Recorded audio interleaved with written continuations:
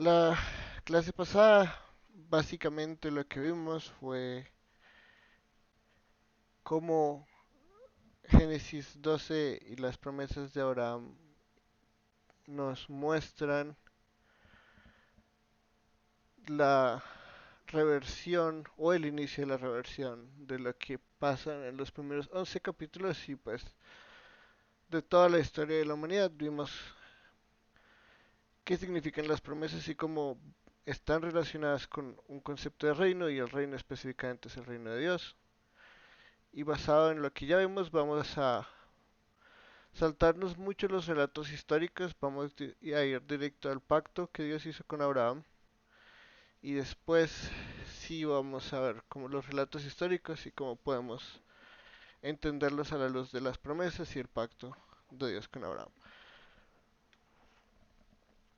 El contexto con el que Génesis 15 empieza, que es el del pacto abrámico, es el de Abraham termina una batalla para recuperar a su sobrino, sus pertenencias y lo que habían conquistado tres reyes de Sodoma, en donde habitaba Lot, como Abraham con ejército de 318 hombres, vence a estos tres reyes, luego encontramos a Melquisedec, todo eso lo estaremos viendo, pero después de toda esa pelea y de que vuelve a la tierra de Canaán, que todavía no es suya, todavía en carpas, eh, se encuentra mirando y preguntándose a sí mismo sobre las promesas que Dios le dio, ¿no? Y es en este mismo contexto de las promesas de Génesis 12 que el pacto abrámico en Génesis 15 y en Génesis 17 se desarrolla. Entonces comienza reafirmando las promesas. Antes de que entremos al pacto, Dios va a reafirmarle las promesas. Entonces, tenemos primero la promesa de semilla de descendientes y está en Génesis 15:1. Después de estas cosas, o sea, después de esta batalla y de todo lo que pasó y que Abraham volvió a casa, la palabra del Señor vino a Abraham en visión. Visión usualmente significaba sueños, eh, al menos ese es el consenso que hay. Eh, y le dice, no temas Abraham, yo soy un escudo para ti y tu recompensa será muy grande, ¿no? Entonces Dios de nuevo toma la iniciativa. No es Abraham buscando respuestas, sino es Abraham cuestionando a Dios, lo que parece después en el versículo 2, pero es Dios el que empieza con la iniciativa de reafirmarle las promesas a Abraham. ¿Qué pasa? Abraham acaba de vivir una batalla, eh, es algo, pues en esa época las batallas eran algo muy comunes, pero igual es algo que en el contexto de Génesis 12 en particular, pues no está nada cerca, o sea, no está nada cerca en este momento que las promesas de Génesis 12 se hayan hecho en la realidad. Tuvo que separarse de su sobrino, aparte de todo le miente al faraón de Egipto. Y después de eso tiene una batalla para recuperar a su sobrino que se había separado de él. Todo esto en este punto histórico de Génesis 15, pues todavía no vemos nada cercano a lo que Dios le prometió a Abraham. Tanto las primeras tres promesas que están relacionadas con el nombre de Abraham y el reino de Dios, y las segundas, o sea, con Abraham en específico, y a través de Abraham el reino de Dios, y las segundas promesas que están relacionadas con la bendición y la uh, bendición esparciéndose a las naciones, por así decirlo, ¿no? Las primeras son al reino de Dios en Abraham y las segundas son al reino de Dios en todas las naciones. Ninguna de estas cosas está cerca. Estos años, porque han sido años, desde Génesis 2 hasta Génesis 15, no han sido grandemente momentos de bendición para Abraham, no han sido momentos fáciles. Y después de todo esto que ha vivido, estos años, Dios le reafirma las promesas y le dice, no te preocupes, esto ha sido difícil y sobre todo lo que acaba de pasar en Génesis 14, que es toda esta guerra con tres reyes. Eh, y Melquisedec, que ya estudiaremos un poquito más al respecto, pero después de todo eso, Dios le reafirma como, yo soy el que te protege, yo te escogí, tú no tienes que temer, todo lo que yo he prometido, te haré. Y por eso que le dice tu recompensa, todo lo que tú estás haciendo tiene una paga muy grande porque ya vemos las promesas estudiándolas, son algo increíblemente grande. Sí, no son simplemente una bendición general y prosperidad y ya Abraham va a ser rico y chévere, no. Están muy relacionados con el reino de Dios y con la reversión de la maldición que en esta época era mucho más cercana. No tenemos máximo 400, 500 años en algunos estimados de este momento al arca y el diluvio. Entonces todo eso era algo muy cercano para ellos. Ellos entienden y él entiende que Dios va a restaurar todo esto. Sin embargo, no está cerca y Dios sabe que no está cerca. Por eso vamos a tener esta sección de Génesis 15 a 17, que es el pacto de Dios con Abraham, en la que nos va a ilustrar todo esto en más detalle, ¿no? Cómo Dios va a cumplir todo esto que hasta este momento simplemente ha sido unas promesas gigantes, unas promesas casi imposibles, incluso para el entendimiento de Abraham en esa época. No es tan cerca y empezamos por lo más claro y es que ni siquiera tiene un hijo, ¿no? Para que todas esas promesas puedan ser, ¿no? Para que su descendencia pueda heredar estas promesas y pueda heredar el reino de Dios, tiene que tener alguien que venga de él. Y esto es lo que Abraham se cuestiona, ¿no? Porque Dios le da estas promesas, todas grandes. Un momento, me pasé. Le da estas promesas todas grandes y no está cerca de realizarlas. Y la primera razón por la que no está cerca de realizarlas es porque Abraham no tiene un hijo. Le dice, y Abraham dijo, oh Señor Dios, ¿qué me darás, puesto que estoy sin hijos y el heredero de mi casa es Eliezer de Damasco? Dijo además Abraham, no me has dado descendencia y uno nacido en mi casa es mi heredero. Entonces, las primeras tres promesas que podemos decir están relacionadas con el mandato de cambio de lealtad de Abraham, de sí mismo y de su vida y de su casa y de sus dioses al Dios altísimo, al Dios vivo, se reafirman acá. Y esto no es Abraham cuestionando a Dios de forma pecaminosa, para nada. Es una respuesta de un hombre de fe ante la realidad que está viviendo. Porque si encerramos las primeras tres promesas, ¿no? En el cambio de lealtad de Dios, de Abraham a Dios, y que a través de eso él va a ser como el gran nombre que a través del cual el reino de Dios va a llegar. Él va a ser bendito por Dios para poder ser el ente de bendición después, ¿no? Todo eso necesita un heredero. Un reino no puede existir sin un heredero. Si hay un rey y no tiene herederos, pues hasta ahí se acaba el reino, ¿no? Así de básico es en el mundo. Y en esa época, eh, pues Abraham ya tiene como un pequeño reino, ¿no? Ya en esta época tiene un territorio que es con carpas, todavía no está establecido, todavía no hay murallas, no es una ciudad como la verían la gente en esa época, pero eventualmente lo va a hacer y va a ser considerado como un rey. En Génesis 14, los otros reyes, por ejemplo el rey de Sodoma, el rey de Salem, que es Melquisedec, no lo ven a él como alguien inferior, sino lo ven como un rey más entre ellos, a pesar de que él no tiene un territorio. Pero ¿cómo va a él traer el reino de Dios si alguien más, alguien que nació en su territorio, es el único que puede heredar lo suyo, ¿no? Porque recuerden que estamos hablando de una sociedad patriarcal, entonces no lo podía heredar una mujer. Y el único hijo que Abraham nos cuenta que ha nacido en este pequeño reino que él tiene es Eliezer. Nadie más. Y si ese Eliezer no es de Abraham, entonces ¿cómo va a venir el reino de Dios a través de Abraham si Abraham no tiene hijos? Y ya sabemos que no puede tener hijos porque Sara es estéril en este momento. Bueno, es estéril toda su vida, hasta Isaac. Pero es estéril, ya está viejo, Sara está vieja. Realmente es imposible para él tener un heredero y él se cuestiona esto. Tú me prometes todo esto, que es bello, que es grandioso, y yo te creo, yo salí de mi casa, yo cambié de lealtad y aquí estoy. Tuve que abandonar, bueno, no, tuve que separarme de mi sobrino, darle parte de mis cosas, irse para allá. Luego tuve que salvarlo, tuve que enfrentar reyes, tuve que armar un ejército, tuve que hacer un montón de cosas. Y en medio de toda esta aventura, las bendiciones de Dios todavía no están realizadas. Abraham está básicamente en el mismo punto en el que empezó, solo que en vez de estar en Ur, ahora está en Canaán. Esa es la única diferencia entre Génesis 12 y Génesis 15. Entonces, esto es simplemente un clamor santo de un fiel que cree en Dios y dice, ¿cómo puedo ver yo esto?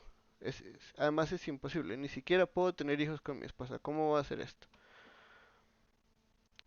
Y primeramente, Dios reafirma sus promesas a Abraham por su palabra, ¿no? Le dice, pero la palabra del Señor vino a él diciendo, tu heredero no será este, sino uno que saldrá de tus entrañas.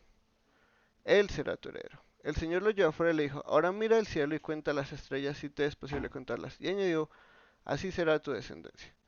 ¿No? Entonces, la pregunta de Abraham es, ¿cómo va a ser esto posible? No tengo herederos. Y él le dice, no te preocupes, uno mismo tuyo. Y esto es importante, porque si Abraham ya es el rey, ha sido declarado el rey de la promesa, no este ser bendición para las naciones, no puede venir fuera de Abraham la continuación de estas promesas. Simplemente no puede ser simplemente alguien de la casa de Abraham, tiene que venir de él. Y eso lo vamos a ver eventualmente en que es por Abraham que eventualmente viene el Mesías. Tenía que venir de él.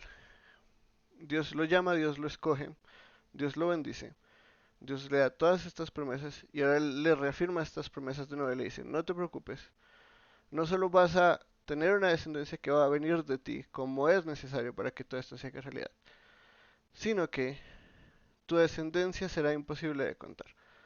Así como las promesas de Dios son grandes, la, el cumplimiento es igual de grandioso y maravilloso, ¿no?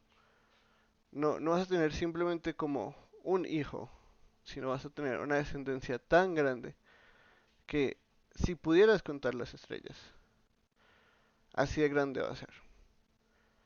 Y esto lo vamos a ver cumplido eventualmente en el pueblo de Dios y el reino de Dios siendo innumerable. En Apocalipsis, por ejemplo, lo vemos, ¿no? Juan dice, veo una multitud tan grande que no la puedo contar, así como las estrellas. Esos son los descendientes de Abraham. Y ahorita más adelante vamos a ver cómo los creyentes son descendientes de Abraham. Pero acá vemos primero simplemente que Dios reafirma sus promesas. Y de aquí viene el pasaje que muchos conocen, ¿no? Y es la justicia que es por fe. Y antes de ir y mirar el pasaje y ver específicamente dos pasajes del Nuevo Testamento que lo citan para dar dos posiciones diferentes, creo que es importante acá definir qué es justicia, ¿no? Antes de continuar, creo que hay que entender primero qué es justicia y luego qué es esto de ser declarado justo. Porque hay personas que nos van a decir que en Génesis 15:6 todavía no había algo tal como justificación, no había un Dios declarando justo, sino eh, más que todo era como una afirmación de una justicia que vendría, pero que muchos eruditos del Antiguo Testamento dicen que ahí no podemos sacar la idea de justificación que por ejemplo Pablo tiene. Yo creo que no es así, pero para empezar tenemos que definir qué es justicia, porque si no entendemos qué es justicia no vamos a entender qué es ser declarado justo. Eh, Voy a empezar por definiciones contemporáneas que no sé si alguno de ustedes ha escuchado, pero que creo que están equivocadas. La primera es la de John Piper. Para los que lo conocen o no lo conocen, él define la justicia de Dios como el amor de Dios a su propia gloria, ¿no? Entonces Dios ama su gloria y quiere que su gloria siempre esté en alto. Y por eso hay justicia, ¿no? Porque donde no esté su gloria, por su propia gloria. De amor a su propia gloria. Un momento acá. Si no hay, si no hay gloria, entonces no hay justicia, básicamente. Nosotros quitamos gloria a Dios y eso es fundamental en el pecado. Damos gloria a cosas por encima de Dios. Yo creo que esta definición está totalmente equivocada. Y es porque Piper va a decir en el argumento que yo voy a dar y es que justicia como conformidad a una norma es imposible en esta época. No estaba la ley, no había un conjunto de regulaciones a las que uno pudiera aferrarse y poder decir esto es justo o es injusto. Entonces, por eso él de este pasaje dice que la justicia divina no puede ser simplemente conformación a una gloria, a una norma, y por eso la define así, ¿no? Entonces, Dios ama su gloria, Dios quiere poner su gloria siempre en alto, Él hace todo para su gloria, y justicia es ese amor de Dios a su propia gloria que quiere mantenerla siempre en alto, y donde no esté mantenida en alto porque es incorrecto, entonces es injusto. Pero gloria tiene una definición propia, y definir justicia en términos de gloria es incorrecto. La justicia de Dios glorifica a Dios, porque no, todo lo que Dios hace es para su propia gloria y todo lo que Dios hace lo glorifica. Pero no por eso la justicia puede definirse en términos de gloria, porque entonces todos sus atributos los tendríamos que definir en términos de gloria. Y sus atributos, aunque son inseparables, son distinguibles. Podemos decir Dios es amor y Dios es justicia. Ambos son inseparables y ambas verdades existen en última e infinita potencia, pero podemos distinguirlas. Su amor es justo y su justicia es amorosa. No, y eso aplica para todos sus atributos. Entonces, esta definición es totalmente incorrecta. La justicia de Dios lo glorifica, pero la justicia de Dios no se define en términos de gloria. N.T. Wright, que es otro erudito contemporáneo, define la justicia de Dios como la fidelidad de Dios a su pacto. Y en conceptos de teología bíblica, esta parecería ser una definición muy bíblico-teológica, ¿no? Porque realmente, como vamos a ver ahorita en el pacto abrámico, la fidelidad de Dios al pacto es algo muy importante. Sí, es más, vamos a ver, espero en esta clase hoy, que eh, estas relaciones pactales son como Dios se relaciona con la humanidad y con su pueblo. No existe un pueblo de Dios sin un pacto de Dios. Básicamente, eso vamos a ver después, espero hoy, si no lo vamos a ver en la otra clase. Entonces, esto es entendiendo mucho el contexto y la historia redentora de Dios que Wright saca esta definición, pero también es incorrecta, porque la fidelidad de Dios al pacto no, basado en eso no puede declarar las cosas justas o injustas, sería imposible decir que simplemente por ser añadido a la familia de Dios ahora soy justo y ya, como si no hubiera un estándar de justicia real fuera de el, el amor de Dios por su pueblo. Es importante, es importantísimo realmente entender las relaciones pactales con Dios y lo fiel que es Dios a su pacto, y lo vamos a ver.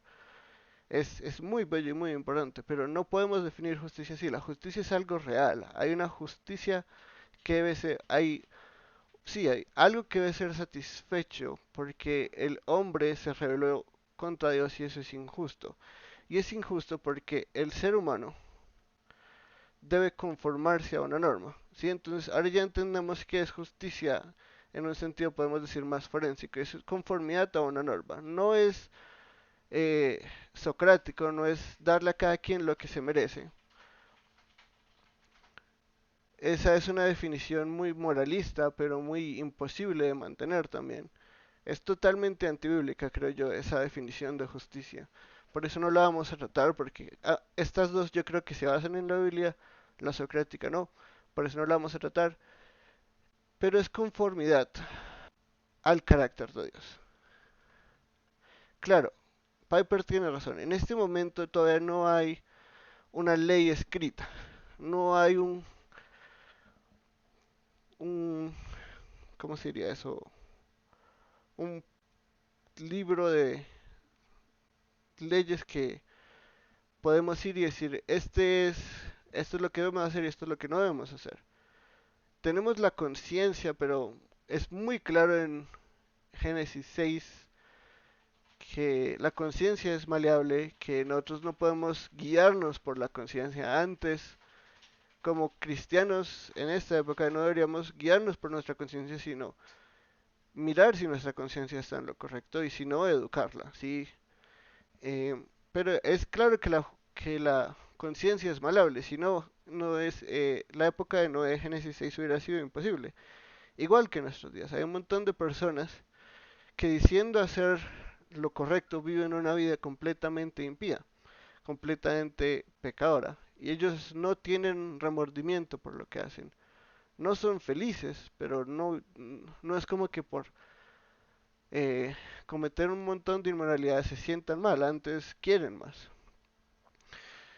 Y es por lo que yo creo que Piper en esta definición de justicia falla, es que la ley misma no es simplemente un conjunto de reglas y ya, vacías. Dios no hizo la ley para que el ser humano o el pueblo de Dios le sirviera de forma legalística.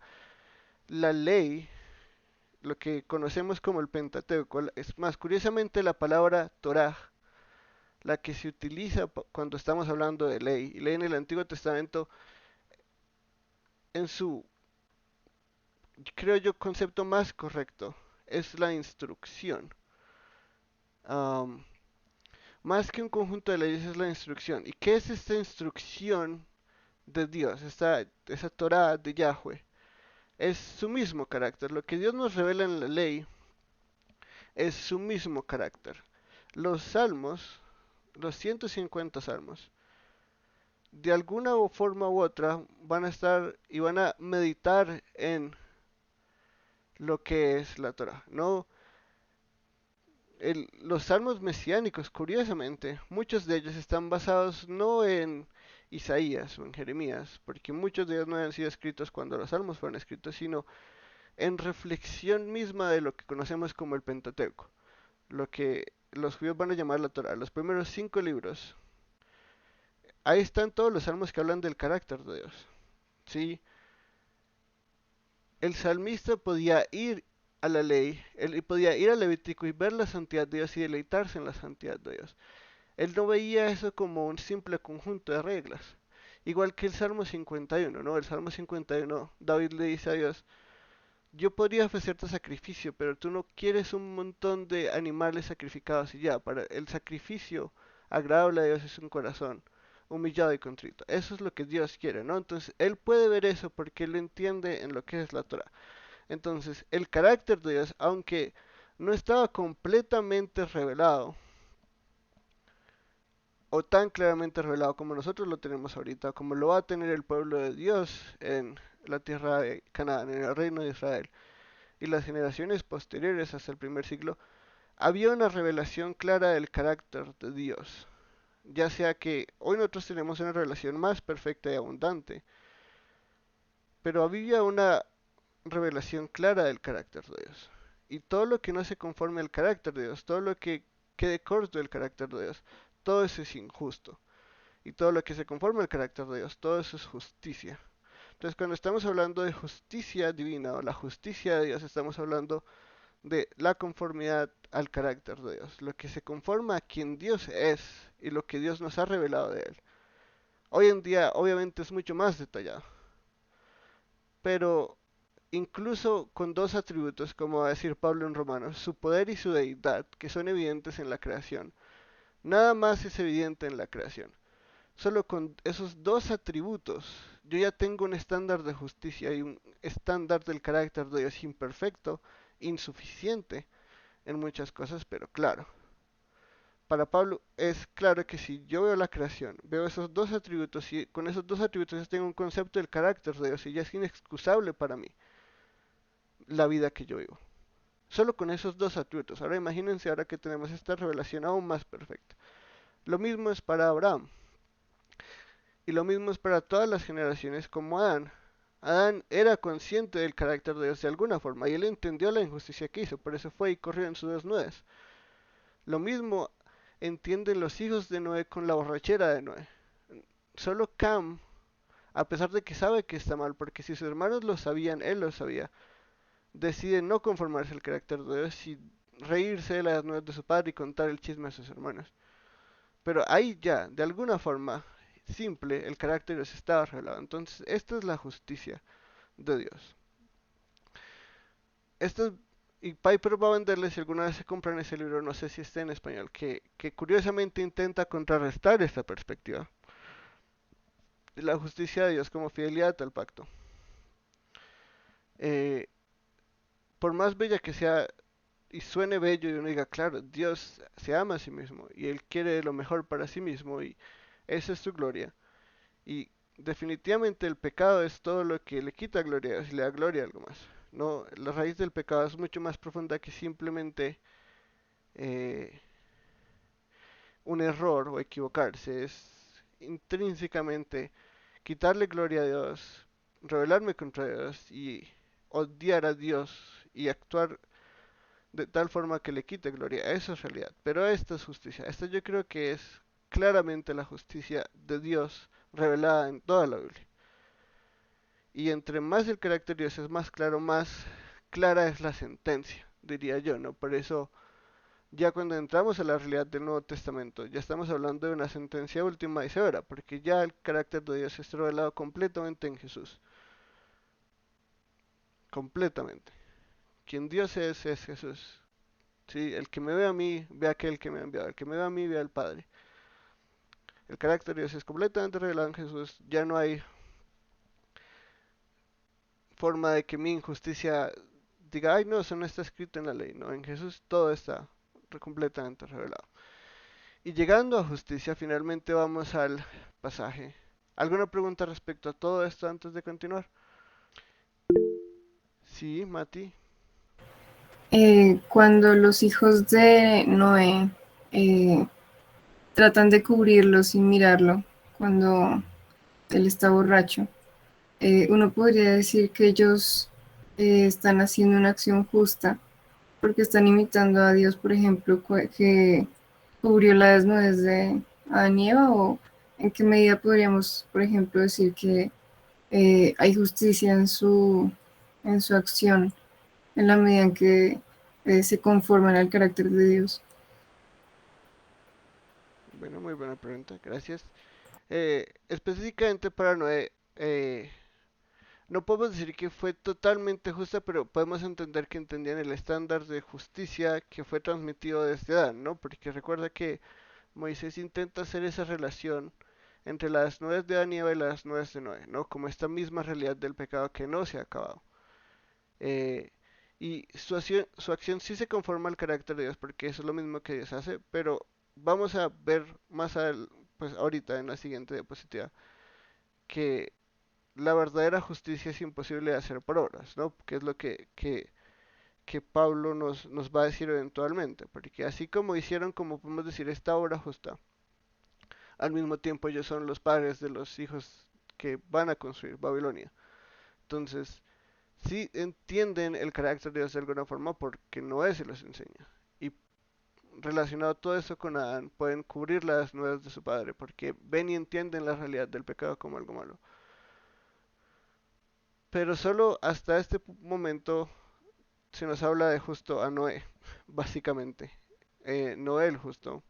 Y hemos visto a el autor de Hebreos mostrándonos que Abel también fue declarado justo por su fe y que Noé fue declarado justo por su fe. Pero en este momento es la primera vez que el autor nos va a mencionar cómo realmente una persona puede ser justa. Porque, claro, se conforman de cierta forma, pero siempre quedan cortos. Noé queda corto, Adán queda corto, eh, sus hijos quedan cortos, ¿no? Abel incluso queda corto, a pesar de que vivió muy poco. Eh, Nadie nunca se conforma perfectamente al carácter de Dios. Y creo que en específico el autor de Génesis nos trae hasta este punto porque Abraham es esta figura importantísima en la historia del plan de redención. Para, se demora todo este momento para contar realmente cómo Dios puede considerar a alguien justo, cuando sabemos que incluso este hombre que va a ser el padre del pueblo de Dios, ¿no? El padre de la fe, hasta este momento no es que ha hecho las cosas bien, no eh,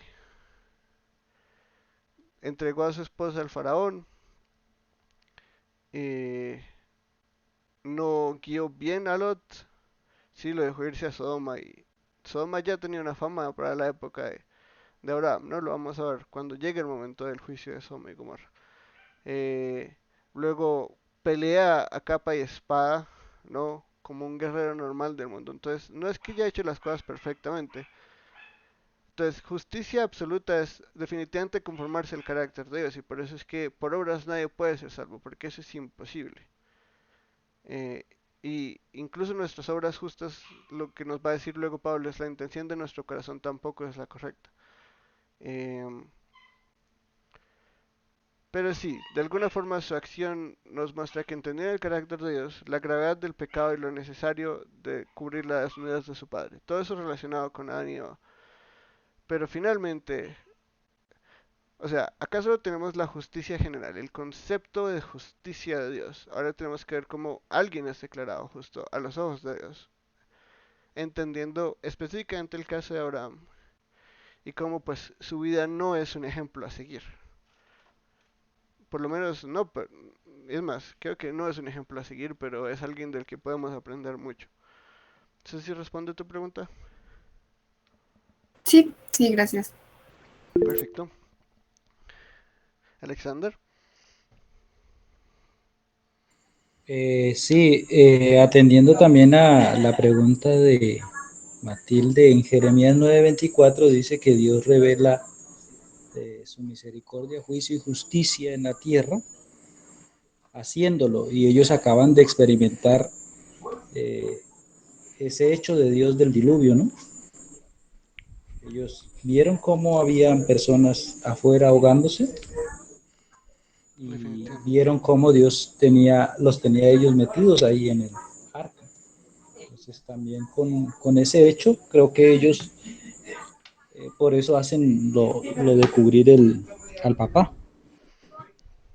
Qué buen complemento. Muchas gracias, Alexander. Sí, listo. Gracias a todos por su participación. ¿Alguien más antes de continuar?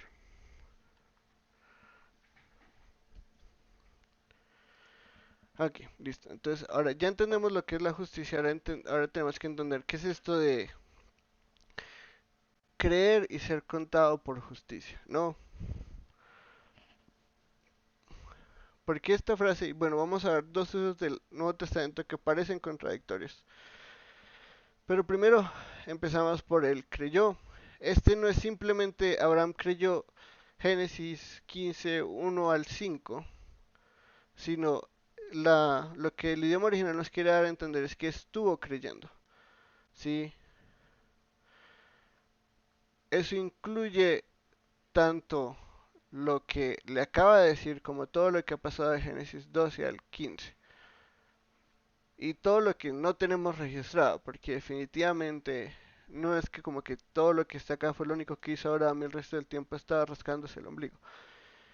Todo lo que Abraham hizo en estos años, porque son años, recuerden, esto no es como que Génesis 12 es un día, Génesis 13 es otro día, Génesis 14 es otro día, llegamos a Génesis 15.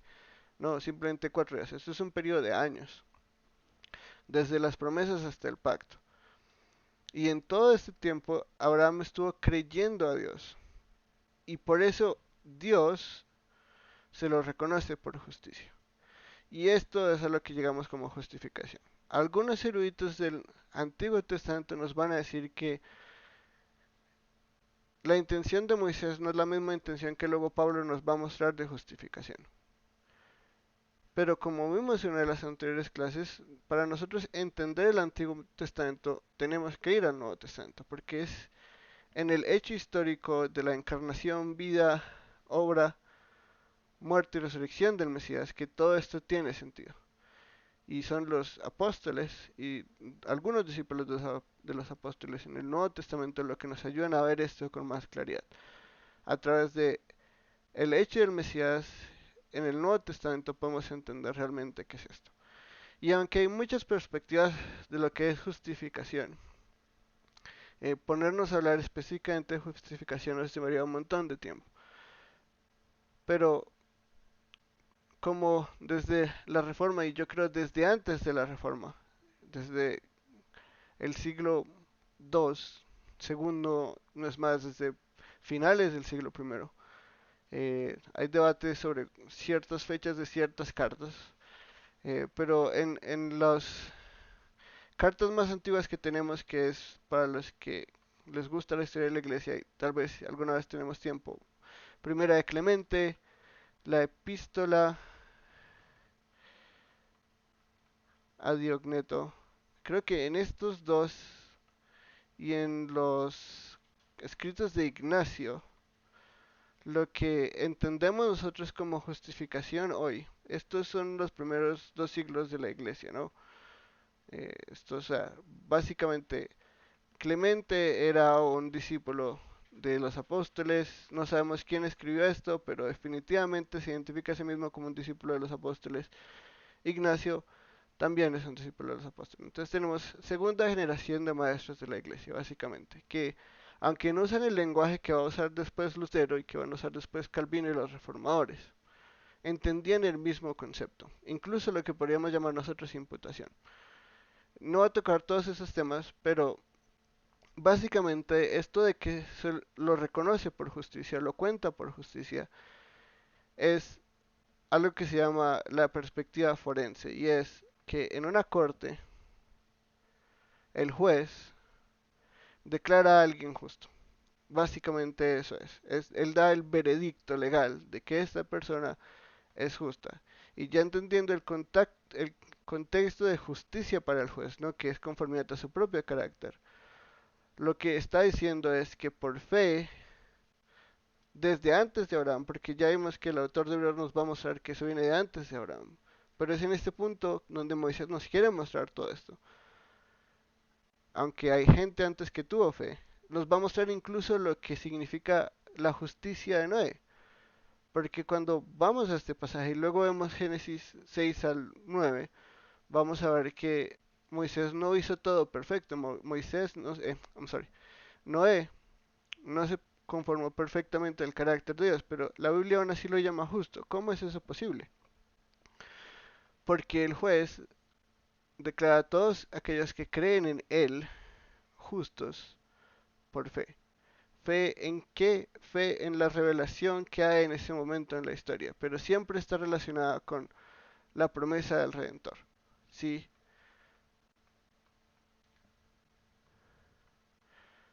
Redentor.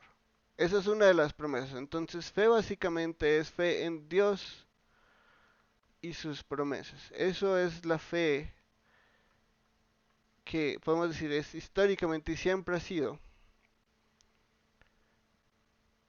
a través de la cual las personas son salvas de la condenación por el mismo juez.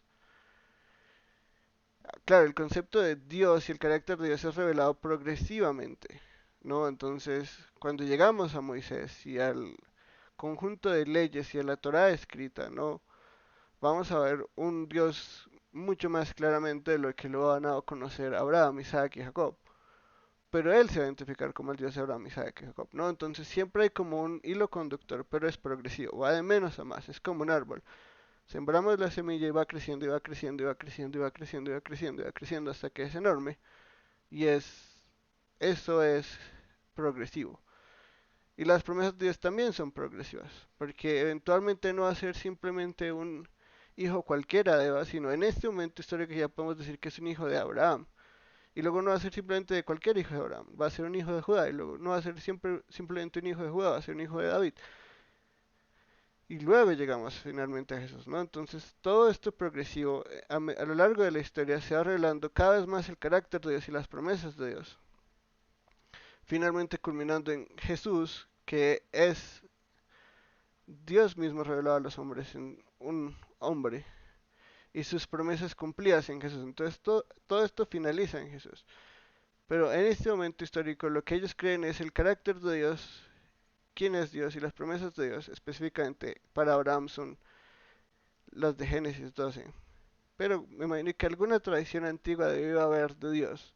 No sabemos qué tan eh, correcta fue ni qué tan aproximada estaba a la revelación que, por ejemplo, recibió Adán y Eva, pero existía.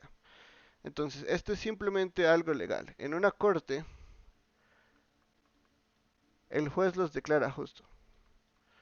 Luego vamos a ver que finalmente lo que esto significa es que Dios mismo les va a dar su justicia, porque ellos no son justos, ¿no? Él mismo les va a dar su justicia. en alguien que va a cumplir lo que todos estos hombres no hicieron, y es Jesús el justo. Él fue el justo, él se conformó perfectamente al carácter de Dios, él fue obediente hasta la muerte y muerte de cruz. Él cumplió la Torah, la instrucción, él vivió y se conformó al carácter de Dios, él fue justo, realmente justo, y es en él que su justicia nos es transferida, y nuestra injusticia es juzgada en él, básicamente. En este momento todavía eso no ha llegado, pero Abraham cree firmemente en las promesas de Dios y en el carácter de Dios hasta donde él lo tenía. Y definitivamente lo que nos está diciendo acá Moisés, yo creo, y como lo van a entender los autores del Nuevo Testamento, es que es esta misma justificación que nosotros hoy tenemos en Jesús. Aunque la revelación que ellos tenían fuera menor a la que tenemos hoy en día. ¿Eso está claro? Sí, Alexander. Cuando se refiere a revelación menor, ¿a qué se refiere Daniel? Qué pena. Pues o sea, que tenían menos revelación, básicamente. No que sea menor en valor o algo así, sino que simplemente tenían menos. Lo que tenía Abraham básicamente es, hasta donde sabemos, es el carácter de Dios revelado a él en Génesis 12 y en Génesis 17 se le va a revelar un nombre y en Génesis 14 se refiere a él como el Dios Altísimo, lo que era un Dios ya conocido y adorado por algunos como Melquisedec, pero no tenían, por ejemplo, toda la plenitud de Dios revelada, por ejemplo, en el Pentateuco, en los profetas, en los salmos, los escritos de Pablo. Sí, o sea, eso estaba muy lejos de suceder. Y eso es mucho mayor en el sentido de que es más claro, más detallado. La revelación que Abraham tenía es, aunque simple, es y completa en lo que Dios requería en esa época histórica.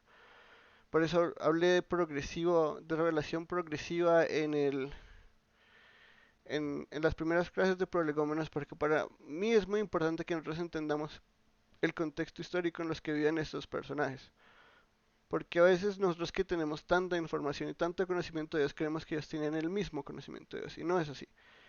Tenían un conocimiento menor en cantidad, pero no menor en importancia.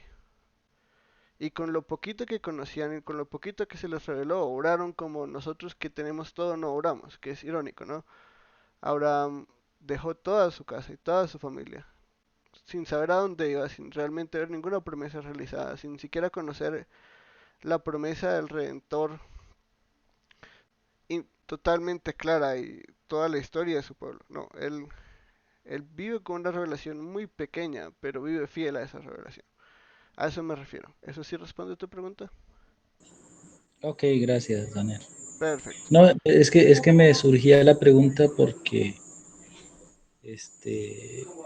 yo lo he llamado el conocimiento suficiente. Hasta ahí es suficiente. Lo que ellos saben es suficiente para caminar con Dios. Sí, se podría llamarse suficiente, pero para mí también es importante hacer una distinción entre lo que ellos tienen y lo que nosotros tenemos, porque lo Ujú. nuestro también es suficiente, pero es mayor. Por eso hago esa distinción. Sí, gracias, Daniel. Perfecto.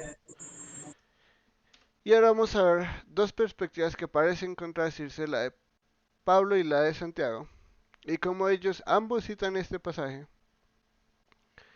para mostrarnos esta perspectiva, ¿no?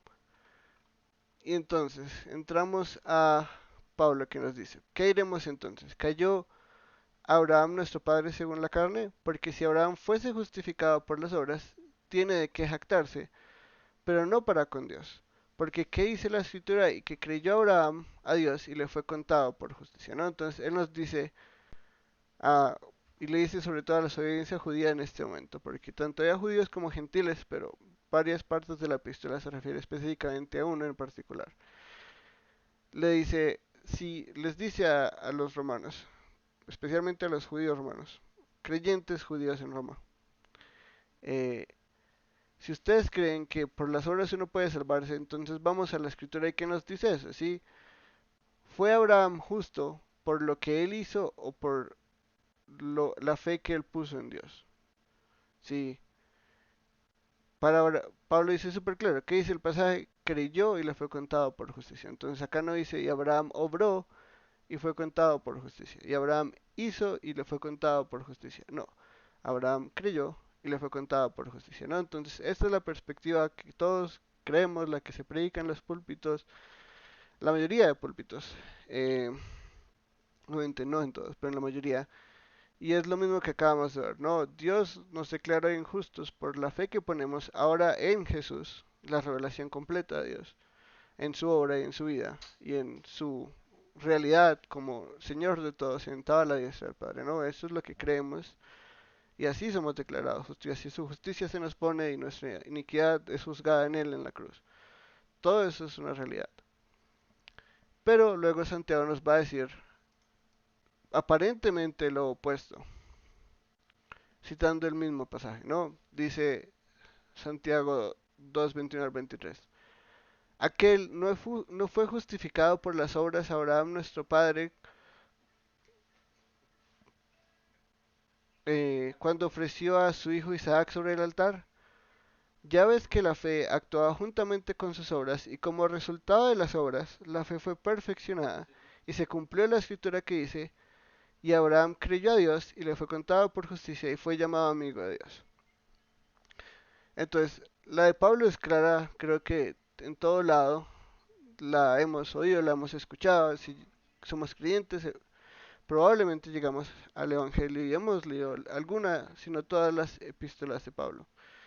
Y este concepto de justificación y justicia que es por fe es súper claro en las epístolas de, de Pablo, pero luego Santiago nos dice algo muy curioso, ¿no? Nos dice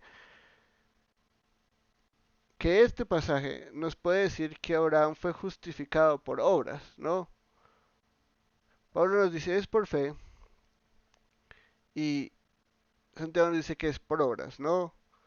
Y como resultado de las obras la fue perfeccionada. Pero, aunque mucha gente intenta poner a Santiago contra Pablo, creo que es claro en, en lo que Santiago nos quiere decir y es complementar importantemente la realidad de la fe que Pablo ya predicaba, ¿no? Entonces, entendiendo el contexto histórico, Santiago y Pablo se conocían. Santiago fue el líder de la iglesia en Jerusalén hasta su martirio. Eh, y sabemos que Pablo fue múltiples veces a la iglesia en Jerusalén, entonces se conocían. Si realmente lo que Santiago quisiera hacer simplemente sería contradecir a Pablo, no hubiera sido tan eh, poco obvio para hacerlo, ¿no? No simplemente decir, Pablo cita este pasaje, yo cito este mismo pasaje y voy a decir lo contrario. Creo que hay que entender que el, el mensaje de justificación por fe tiende a hacer a la gente eh, muy poco proactiva a lograr esa fe que ellos creen. Al contrario, creo que el mensaje de la justificación por fe, y es lo que ve Santiago y lo que vemos en Pablo también, ¿no? Pablo cuestiona esos mismos comportamientos, pero la gente a veces simplemente ignora lo que no le gusta de Pablo. Y Santiago escribe esta epístola y esta sección de la epístola de justificación eh, para mostrarnos que esta fe de Abraham actuaba juntamente con sus obras, ¿no? Entonces, la fe no puede ser algo completamente intelectual. Entonces, la fe en Pablo es como esta realidad de una facultad interna, podremos decirlo así, no interna del hombre, por la cual ponemos nuestra confianza absoluta en Jesús, en su obra, vida, muerte y resurrección. Y es por eso que somos declarados justos, mientras que fe, especialmente en Santiago, va a ser definida como algo meramente intelectual, ¿no?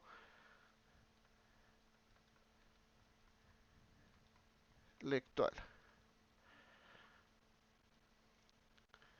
Entonces, acá está como la fe holística. Pablo entiende esta fe holística tanto en obras como en la facultad interna, lo que nosotros creemos y confiamos en. Pero tristemente, como los hombres somos, de este mensaje de fe va y sale, no solo va a haber, sino que ya en la época de Santiago hay un montón de gente que dice, entonces lo importante es creer intelectualmente. Entonces sí, yo creo que Jesús resucitó de los muertos, yo creo que Jesús es Dios, bla, bla, bla. Y Santiago les dice, muy bien, los demonios creen eso y tiemblan. Entonces, una fe meramente intelectual no nos sirve para ser justificados. Porque Abraham no fue justificado simplemente por su fe, en que simplemente creyó algo intelectualmente y ya.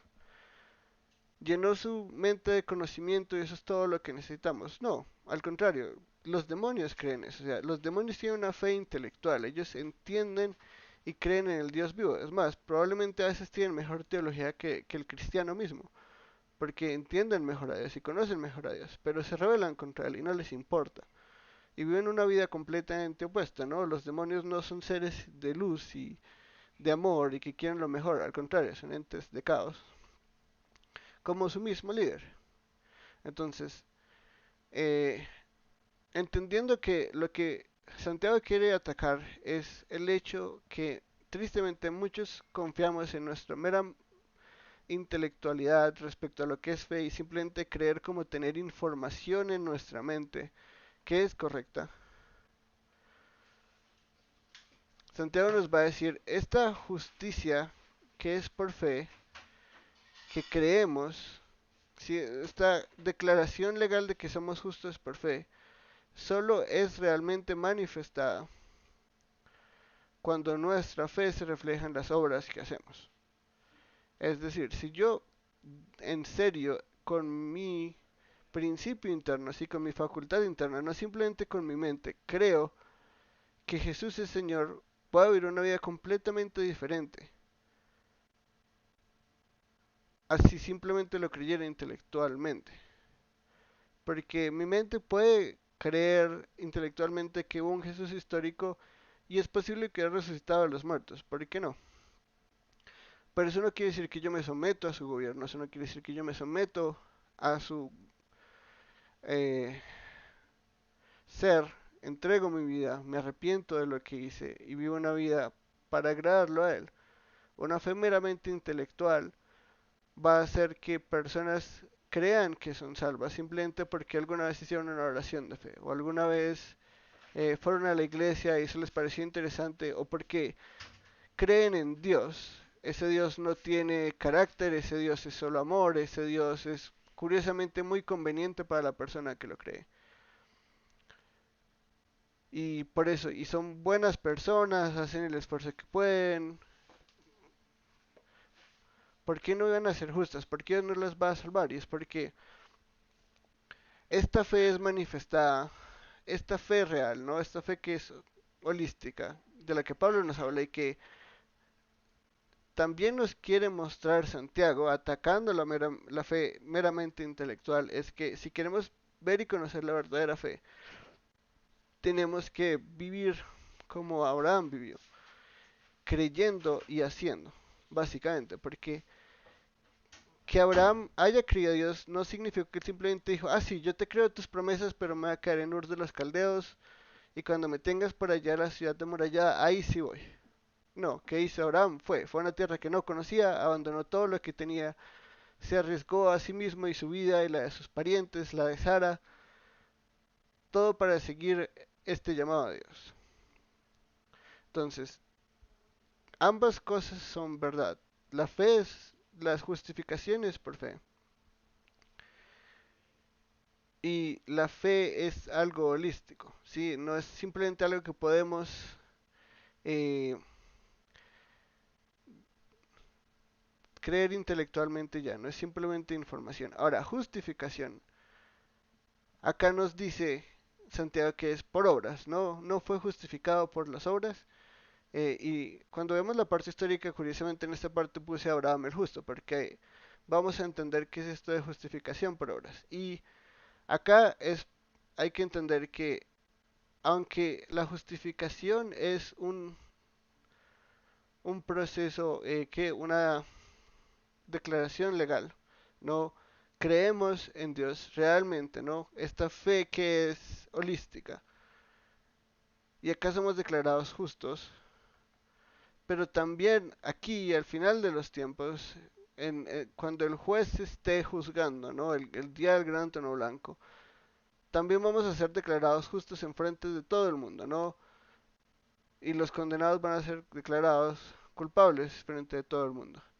Y en este momento no es, vamos a ser justificados como finalmente, ¿no? Entonces acá podemos decir que es una justificación inaugural y acá una justificación final. Y es, acá creemos, pero en este punto, acá se prueba que nuestra fe fue verdadera.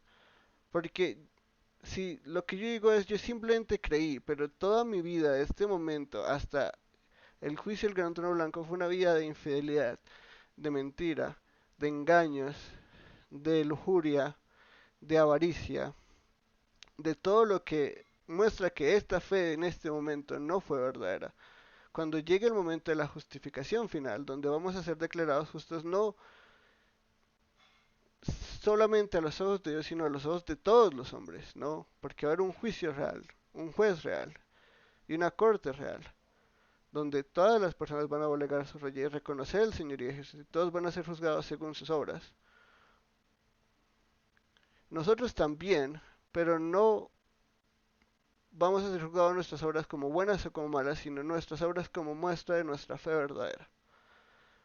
Es decir, si mi fe realmente fue verdadera, si yo realmente tengo esta fe holística, este principio interno en mí que cree y confía, entrega su vida a Dios y se arrepiente de sus pecados para vivir una vida agradable a Dios, eso se va a manifestar en la vida que viví. Es imposible tener una fe real y que mi vida sea una línea recta o una línea en decadencia.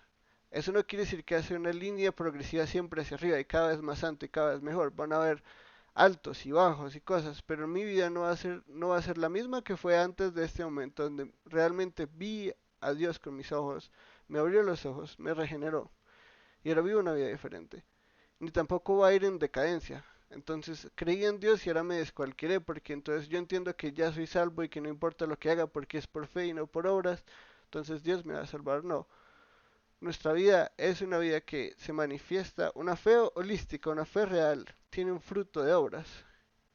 Y Jesús va a decir eso múltiples veces, por sus frutos los conocerán. Y sus frutos no simplemente es que son buenos vecinos o que sonríen o que son felices. Sus frutos son siempre obras. Es más, siempre que se habla de frutos, se está hablando de obras.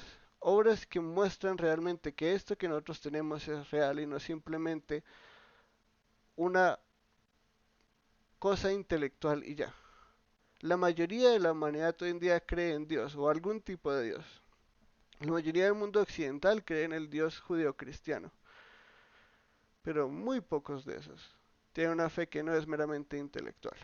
Muchos de esos realmente entregan sus vidas por el Evangelio, ayudan a los demás, ayudan a los huérfanos, a las viudas, tienen un corazón de servicio a los demás. Si lavan los pies de los demás como Jesús lavó los de ellos, eso es muy escaso, porque la fe verdadera es, podemos decir entre comillas, muy escasa. Para mí es muy abundante, ¿no? Porque si entendemos la justicia de Dios y lo que Dios hizo por nosotros, que haya más de uno, es abundante y sabemos que no son uno, son millones. Entonces eso es extremadamente abundante. Pero entonces Santiago no está atacando a Pablo, ni está contradiciendo a Pablo, está atacando y contradiciendo una interpretación incorrecta de Pablo, es decir, yo simplemente creo ya puedo ver como quiera. Ese nunca va a ser el cristianismo. Y lo podemos ver en Abraham, y lo podemos ver en Noé. Noé no simplemente creyó y dijo, necesito hacer un arca, pero no lo voy a hacer. Y Dios me salvará, no importa lo que haga. No, él creyó a Dios y construyó un arca y esperó algo que nunca había visto. Un diluvio no había ocurrido. En todo eso podemos ver que estas verdades en el Nuevo Testamento se complementan, no se contradicen. Pablo también les va a decir, vivan este evangelio, vivan una vida digna del evangelio que creen. Ustedes no pueden vivir una vida indigna del evangelio que creen. Él siempre los va a exhortar cuando están haciendo algo incorrecto.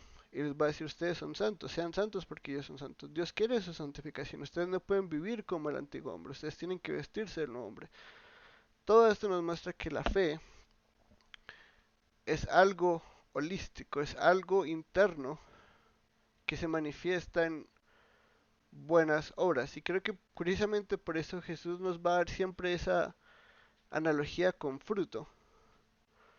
Porque nosotros no sabemos realmente qué tan viva está la planta hasta que da fruto. Y si no está dando fruto, pues como él mismo va a decir en la vid, no se corta, no sirve, no está dando fruto, no es realmente parte de la vid. El injerto no funcionó, no es parte de esta vid. La botamos, el que no da fruto es botado.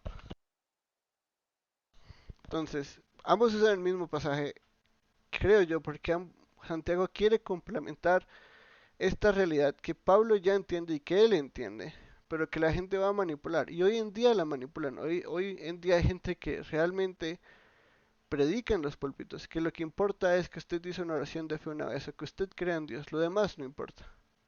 El Papa dice eso, Francisco dice, mientras uno crea en una de las tres fes monoteístas, uno no va a enfrentar el infierno. Eso es promover una mentira y creer que lo que importa es usar una facultad intelectual y ya. La facultad interna de la fe es algo holístico, algo que me cambia a mí, es entrega completa a Dios, viendo y entendiendo quién es Él y lo que ha hecho por mí en su Hijo. Ya dejando eso de lado, entonces continuamos con el pacto abrámico.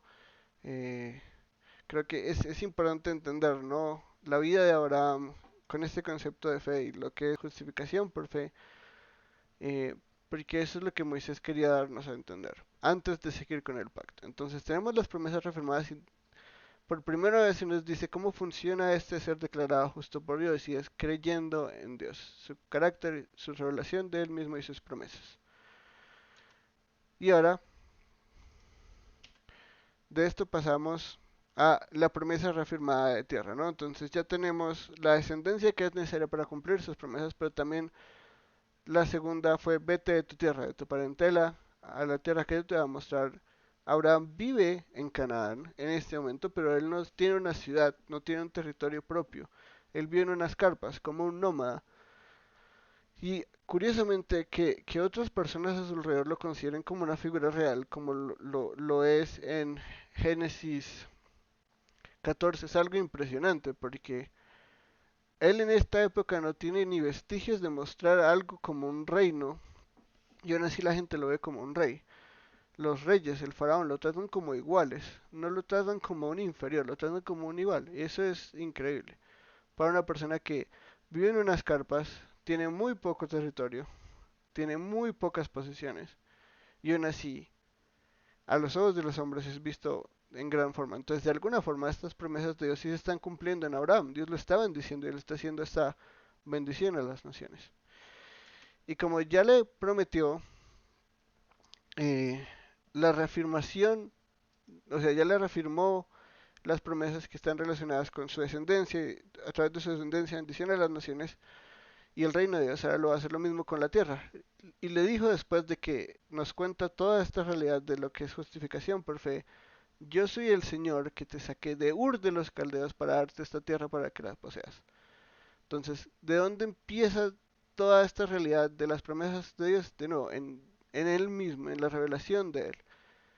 Abraham no salió solo de su parentela y de su casa porque él quería. Él fue llamado por Dios y él obedeció el llamado divino. Y es en esto que están basadas las promesas. Como se reafirma la promesa de descendencia, yo soy tu escudo, yo te recompensaré, yo soy el Señor. Es iniciativa divina, es Dios el que hace todo esto, Dios es el que obra esta historia redentora para traer a su pueblo de vuelta a Él. Porque la humanidad, como lo vimos en Babel, no tomó esa iniciativa. ¿Cuál fue la iniciativa de la humanidad? Vamos a hacer Babel, vamos a hacer la ciudad del hombre, el reino del hombre, el reino de la serpiente, el reino de la rebelión contra Dios. Sin embargo, Dios en su infinita misericordia, porque realmente, si algo hemos aprendido de Génesis 1 a Génesis 15:7 es que la misericordia de Dios es infinita. Todo lo que nosotros merecíamos, que era condena, castigo, exilio, muerte, Dios, todo eso Dios tuvo misericordia de nosotros. Todos merecíamos morir en el diluvio, Dios salva a una familia. Y con esa familia la casa de Noé salva su reino. Noé se emborracha, no trajo el reino de Dios. Que merecemos otro diluvio. Dios nos da otro diluvio. Antes nos promete que no va a haber otro diluvio. Nos rebelamos contra Él y Él nos dispersa para que no vivamos en rebelión unidos contra Dios, sino que se divide la humanidad en civilizaciones y a través de una de esas civilizaciones al fin va a empezar este plan de redención de Abraham a Jesús. Todo es iniciativa divina. El pacto de Dios con Abraham es puramente centrado en Dios y su iniciativa. No es nada que Abraham hubiera hecho. Por eso la fe de Abraham en Dios es lo que lo justifica y no lo que él hace. Y Abraham, como en Génesis 15:1 al 3, no lo cuestiona, ¿no? Y le dice, ¿cómo yo sé que va a pasar estas cosas? En antes simplemente lo reconforta con su palabra, ¿no? Y le dice, yo te reafirmo estas promesas con mi palabra, porque yo soy Dios y yo te daré una descendencia infinita. Ahora, Abraham de nuevo, justamente, Abraham el justo por fe, le pregunta lo mismo, ¿cómo puedo saber que la poseeré?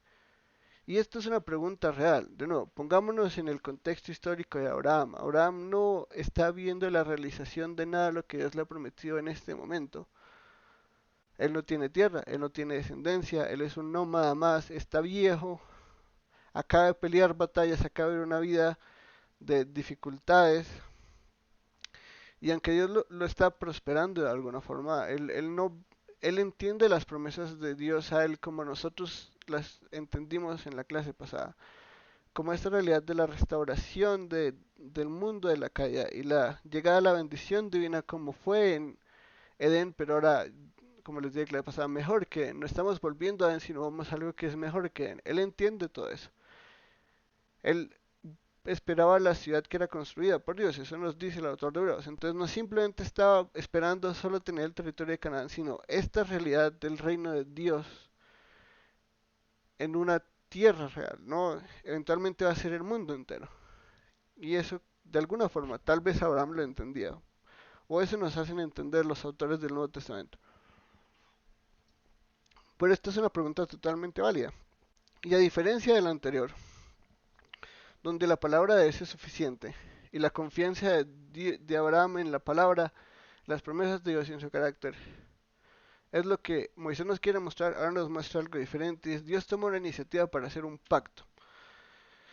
El Señor le respondió, tráeme una novilla de 3 años, una cabra de 3 años, un carnero de 3 años, una tórtola y un pichón. Esto era para hacer un pacto. Y ya hemos visto un poco de los pactos, pero esta es la primera mención de un pacto como lo explicamos en las primeras clases, y es, animales van a ser partidos por la mitad, seleccionados por Dios. Y Dios va a tomar la iniciativa de empezar una nueva relación pactal. Entonces ya la Dánica fue quebrantada y restaurado, puesta en alto de nuevo en Noé, pero esa también fue quebrantada por la humanidad. Dos pactos generales para la humanidad de ser su imagen y semejanza, ambos rotos por la humanidad. Siguen de alguna forma vigentes hasta el fin de los tiempos. Son el marco general. Pero ahora en este punto histórico Dios va a hacer un nuevo pacto. Entonces tenemos un pacto renovado, este pacto, un nuevo pacto. No el nuevo pacto, pero un nuevo pacto en la historia. Dios va a empezar una nueva relación pactal con Abraham en dos partes, Génesis 15 y Génesis 17. Tal vez hoy alcanzamos a ver Génesis 15, espero que sí. Abraham le trajo todos estos, los partió por la mitad y puso cada mitad enfrente de la otra, pero no partió las aves. Y las aves de rapiña descendían sobre los animales sacrificados, pero Abraham las ahuyentaba. Entonces, hay muchas cosas raras de exactamente por qué le pide a estos animales y no otros. ¿Qué significan esto de 3 años? ¿Por qué 3 años? ¿Por qué no uno? ¿Cómo van a ser después, no? Los los sacrificios importantes en la ley de Moisés. Eh, Muchas explicaciones hay, pero las que más me han convencido a mí es estos tres animales son animales puros en la ley. Estos animales también son puros. ¿Por qué no los matan? No he encontrado una explicación de estos dos. Pero todos estos son animales limpios. Entonces hay como una consistencia ahí con lo que va a hacer después la ley. Los 3 años representan las 3 generaciones que el pueblo de Israel estuvo esclavizado en Egipto. La cuarta generación es la que sale de Egipto, 3 generaciones son esclavizadas en Egipto. Que los partan por la mitad es una señal de que ambas partes deciden participar de bendición divina y maldición significando muerte y ser partidas por la mitad como estas personas, cuando se crea una relación pactal. Y ya voy a explicar eso un poquito en más detalle. Y las aves de rapiña son las naciones o los enemigos de Dios, ¿no? Podemos decir el reino del hombre, que quiere atacar este pueblo de Dios.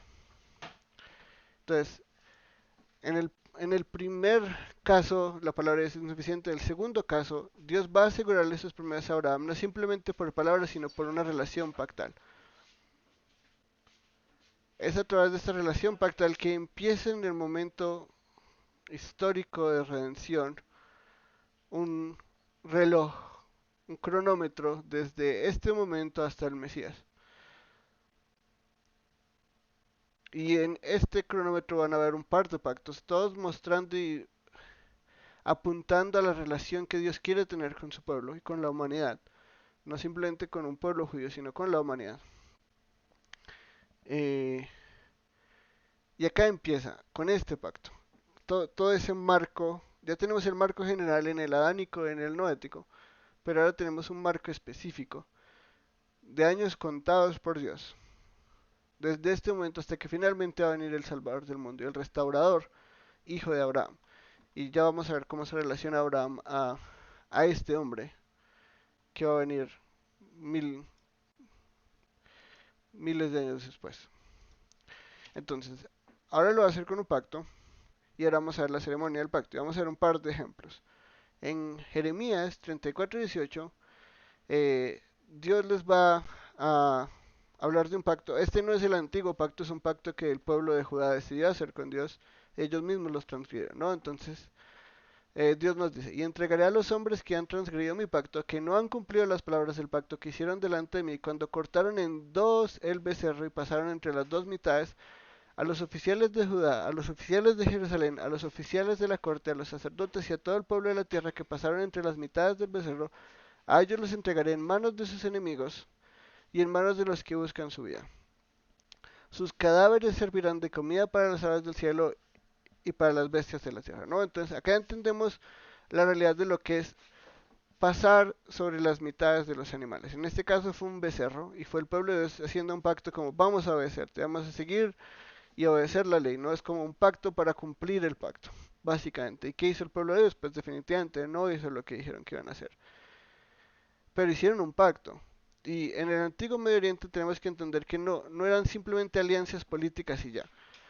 Recordemos, en el antiguo Medio Oriente la gente siempre, toda era religiosa y todas veían su pueblo bajo el gobierno de un dios en específico. El rey era la imagen y semejanza de ese dios. A diferencia de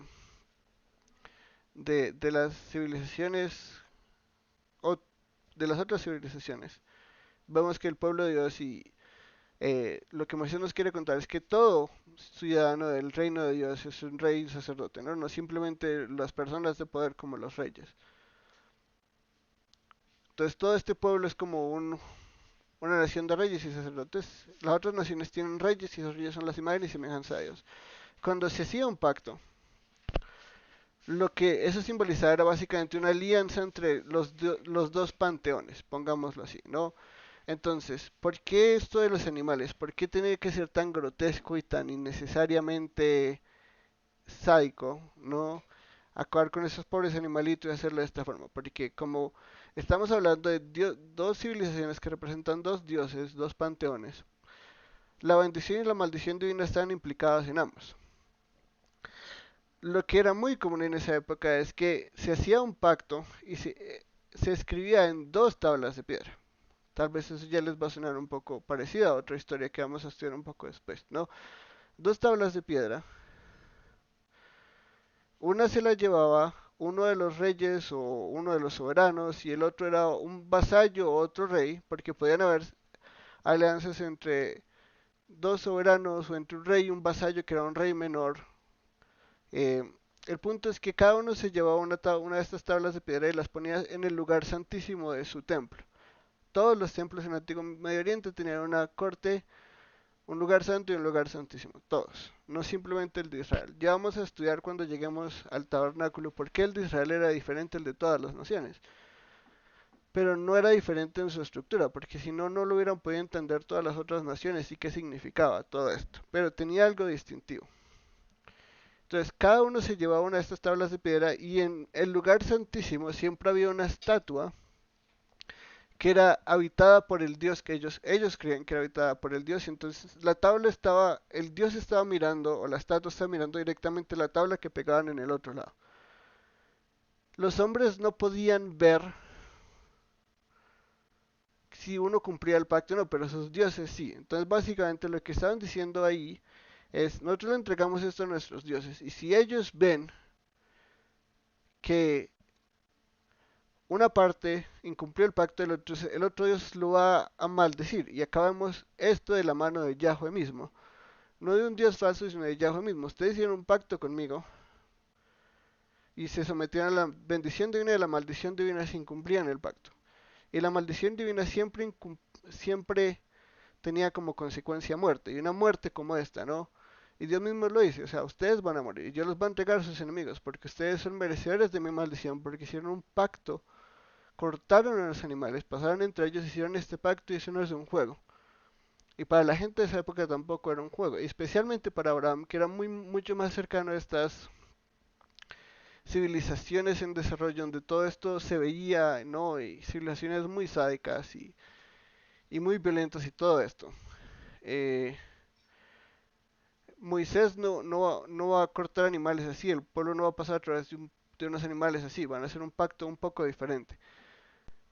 Pero al menos en la época de Jeremías esta práctica todavía se mantenía. En la época de Abraham era muy común, pero a lo largo de la historia del antiguo Medio Oriente hasta que eventualmente el imperio greco-romano va a invadir la mentalidad de todas estas civilizaciones, se va a alterar un poco.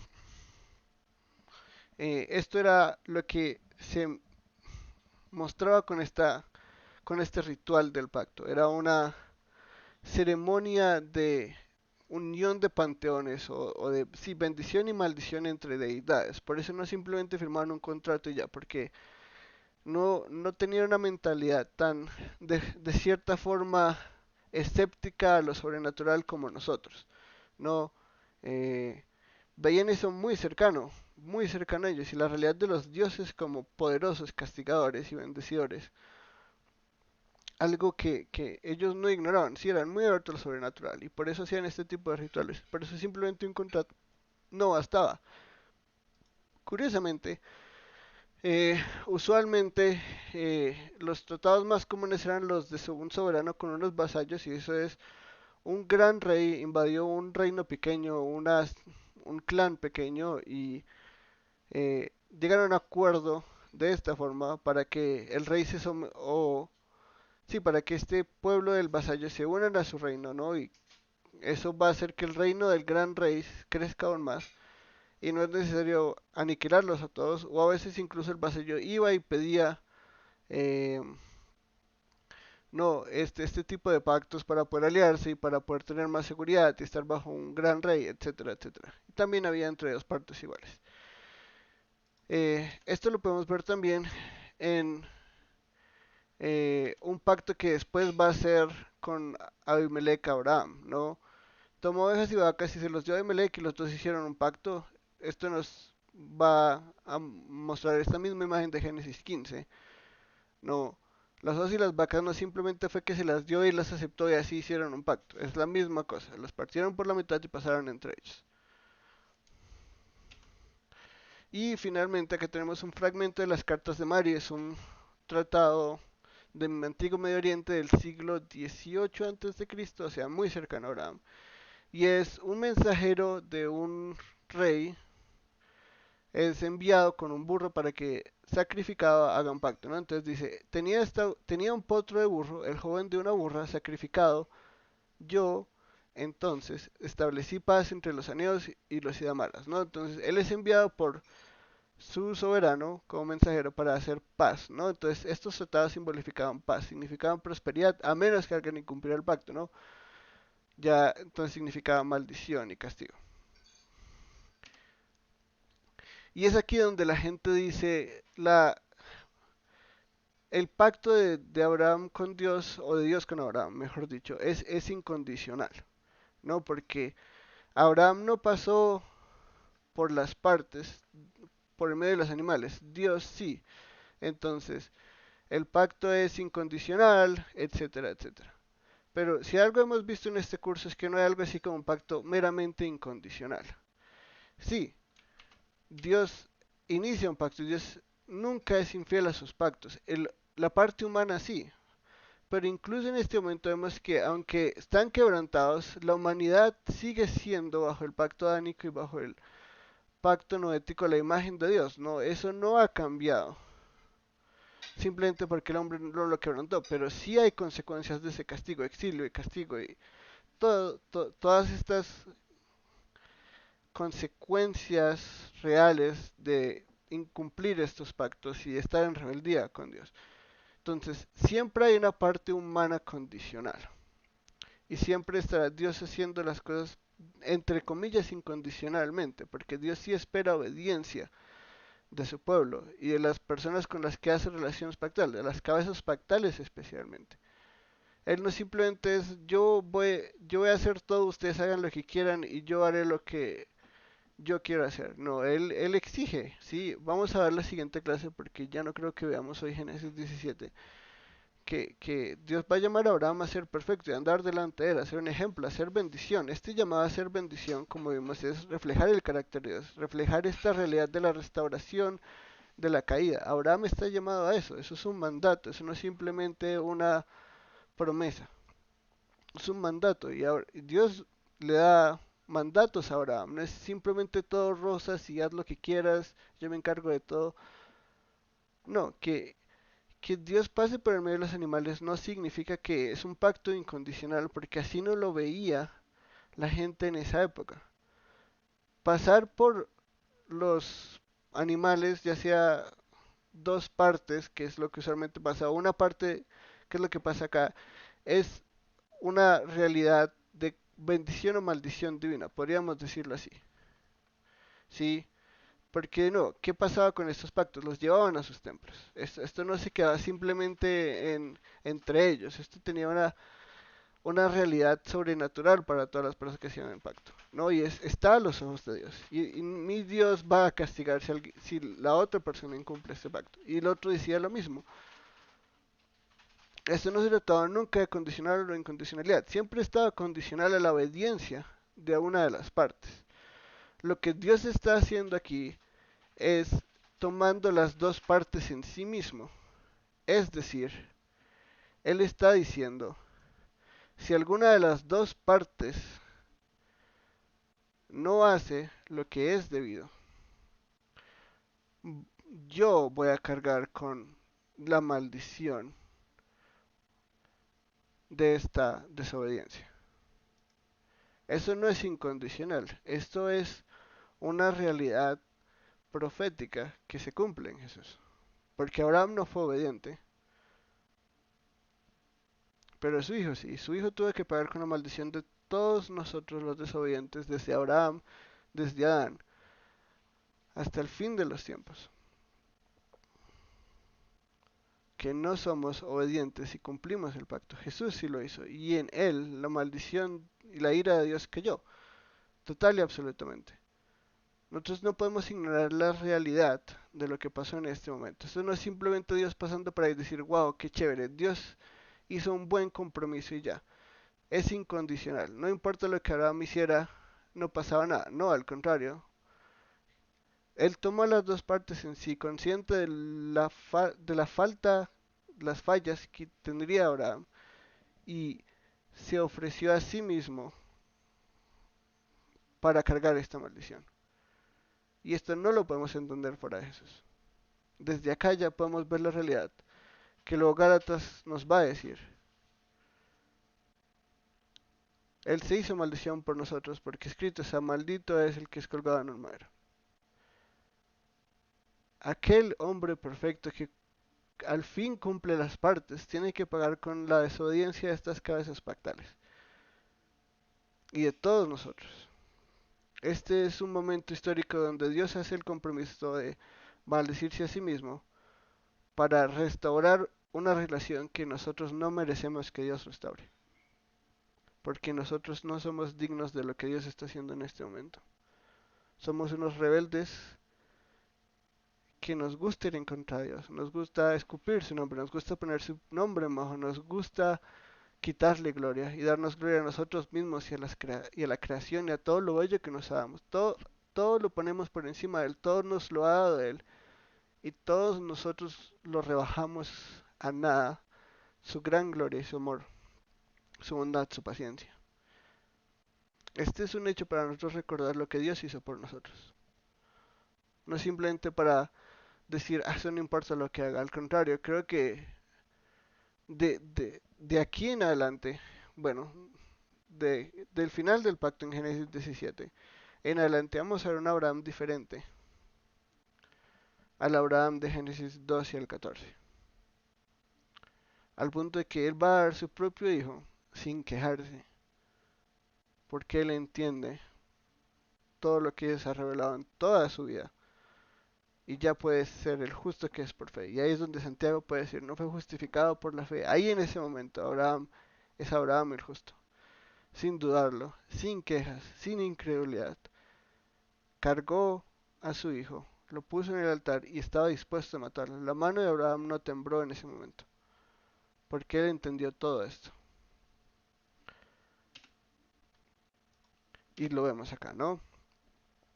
Y sucedió que cuando el sol ya se había puesto, hubo densas tinieblas y apareció un horno humeante y una antorcha de fuego que pasó por entre las mitades de los animales. Y entonces, si ven, hay dos partes, ¿sí? Y la antorcha y el horno humeante, este humo y esta antorcha les va a recordar al pueblo de Israel que está leyendo esto, que está recibiendo esta revelación, la columna de humo y la columna de fuego, que los guió día y noche. Dios está siendo fiel a su pacto con un pueblo desobediente y rebelde.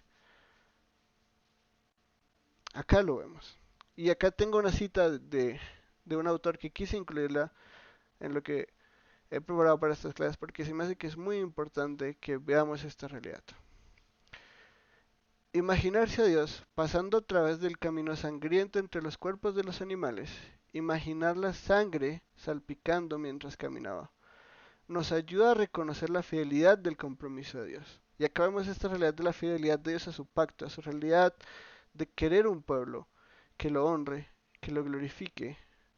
Pero esto no es justicia, esto es solo una realidad justa de Dios, ¿no? La fidelidad, el compromiso de Dios a un pueblo desobediente y rebelde. Él estaba dispuesto a expresar en términos que su pueblo escogido pudiera entender que él nunca fallaría en lograr lo que había prometido.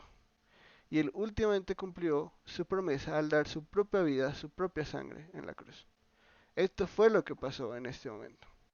Dios hizo el compromiso eterno de dar su vida porque sabía y entendía que Abraham no iba a poder cumplir los términos del pacto.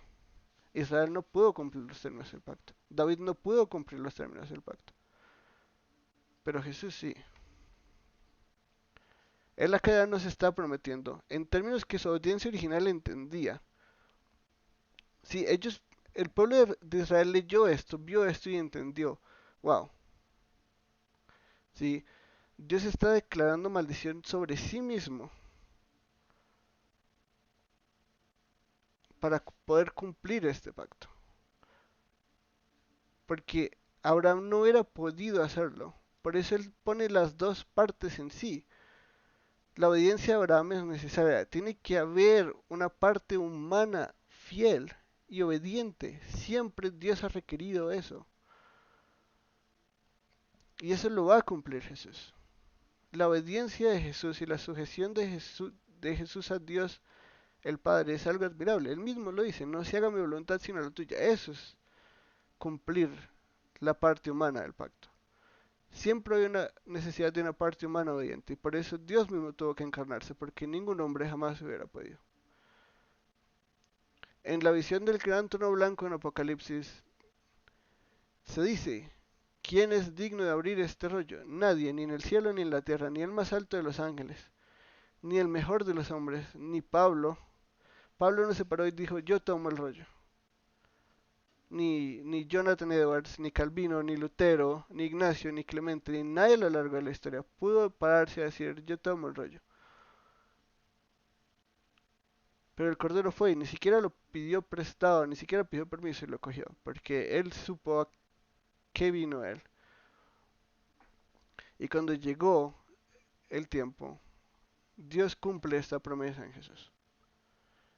Él mismo carga la maldición que no merece, por un pueblo que no lo merece, para que en él nosotros podamos regocijarnos y podamos darle la gloria que es digna de él. Esto es lo que sucede en Génesis 15:17. Esto no es simplemente Dios hace un pacto incondicional, es Dios, como todos los pactos, requiere una parte humana obediente, condicional. Y Él va a dar todo lo suyo incondicional. Pero entiende que es necesario poner en sí mismo la maldición, eventualmente entregando a su propio hijo para cumplir esta promesa. Abraham no hubiera podido cumplir con su parte. Entonces Dios coge su parte y cuando Abraham le incumple, él declara en sí mismo maldición. Y es en la cruz donde se derrama la ira de Dios y donde el justo es contado como injusto y donde el que no tenía pecado fue hecho pecado por nosotros. Si van cómo podemos ver todo esto en los ojos de Jesús, esto es lo que los apóstoles entendían. Fuera de Jesús esto es incomprensible. ¿Cómo Dios se puede maldecir a sí mismo? ¿Cómo el Dios todopoderoso, bueno y benevolente, que no hizo nada malo, va a declarar sobre sí mismo maldición? La respuesta es en Jesús.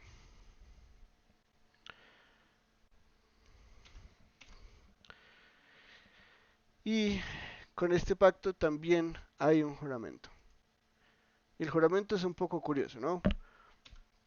Dice, y dijo Dios a Abraham, ten por cierto que tus descendientes serán extranjeros en una tierra que no es suya, donde serán esclavizados y oprimidos durante 400 años. Pero yo también juzgaré la nación a la cual servirán, y después saldrán de allí con grandes riquezas. Tú irás a tus padres en paz y serás sepultado en buena vejez. En la cuarta generación ellos regresarán acá, porque hasta entonces no habrá llegado a su colmo la iniquidad de los amorreos, ¿no? Entonces, este juramento tiene varias partes. Y la primera es que Dios garantiza que como Él, sus descendientes, que todavía no tiene, o sea, imagínense, no tiene ni uno, Él está diciendo, va a haber un pueblo que va a venir de ti, plural, descendientes. Serán extranjeros como Él en una tierra que no es de ellos. Y esto lo vamos a vivir en el Éxodo. Y luego cuando vemos el Éxodo a los ojos de la promesa, del juramento del pacto, vamos a ver que eso no fue accidental. Realmente de aquí en adelante Dios va a mover la historia de Abraham y de su familia para llegar a ese punto. No es coincidencia que los hermanos de José lo vendan. No es coincidencia que Potifar y la esposa de Potifar, bueno, la esposa de Potifar seduzca a José y José sea justo y recto y sea juzgado por ello. No es coincidencia que en la cárcel estuvieran el panadero y el, ¿cómo se dice eso? Probador de vinos, viñero, viñador, del, Pero eso, copero. El copero del faraón. Eso no es coincidencia. No es coincidencia que la prosperidad de José termine en toda la familia de Jacob llegando a Egipto, porque esto está relacionado al juramento del pacto de Dios con Abraham y hasta promete que van a ser esclavizados. Cuando el pueblo de Israel lee esto, entiende que Dios los puso ahí. No fue el faraón el que los puso ahí, Dios los puso ahí. Para garantizar este pacto que Dios hizo con Abraham. ¿Qué es esto? ¿Por qué su pueblo tenía que ser esclavizado? ¿Por qué su pueblo tenía que ser extranjero? Y oprimidos por 400 años. ¿Por qué esto tenía que pasar? Y luego lo veremos mucho después en la vida y obra de Jesús. Entonces, hasta que no lleguemos al Nuevo Testamento no vamos a poder ver cómo todo esto se conecta. Pero por ahora lo podemos ver conectar con el Éxodo. Y el Éxodo es un hecho muy importante a lo largo del Antiguo Testamento. No sé si les encantan leer los profetas, pero los profetas mayores sobre todo van a hablar mucho de la restauración del pueblo de Dios del exilio como un nuevo éxodo. Y los autores del Nuevo Testamento también, curiosamente. Y por eso tenemos que entender que todo esto está relacionado. Esto no son simplemente promesas aquí y allá que van y vienen. Dios quería hacer un éxodo, porque finalmente su pueblo, último y verdadero, la iglesia, va a venir de un éxodo. Todo esto está conectado. Este es el Dios soberano sobre la historia. Dios ejecuta su plan. Cada detalle, cada minúsculo detalle está planeado y es ejecutado a la perfección. Hasta el punto de que va a decir José, no, ustedes lo planearon para mal, pero Dios lo planeó para bien. Dios tenía un plan con todo esto. José lo entendía. Toda su vida no fue simplemente una tragedia como la de los griegos, o como Hamlet.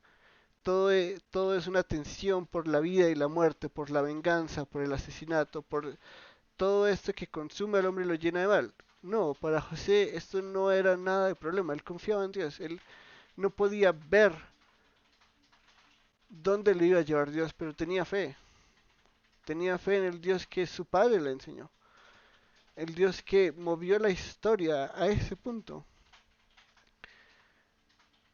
Y ni Jacob ni sus hermanos jamás pensarían, ni José mismo, que él iba a ser el segundo más poderoso de la nación más poderosa del mundo. Y que a través de él Dios cumpliría su juramento con Abraham.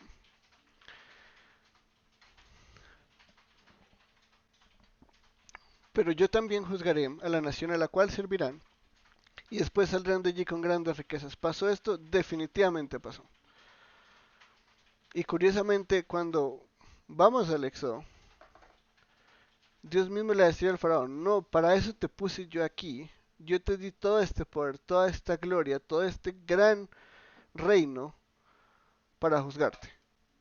Básicamente, ¿no?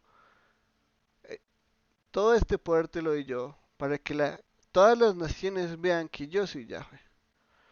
Porque Yahweh no derrotó al Dios de esos pequeños pueblos alrededor de Medio Oriente, al reino más poderoso de todos, más temido y más respetado en la época de Moisés. Dios a través de un hombre criado en la casa del faraón va a juzgar a ese pueblo. Y esto es una realidad. En este mismo momento, todo esto está funcionando para que cuando llegue Moisés, todo esto sea una realidad. Egipto está creciendo en poder. O sea, todo lo que está pasando fuera de lo que Moisés nos quiere contar, porque él nos quiere centrar en la historia redentora.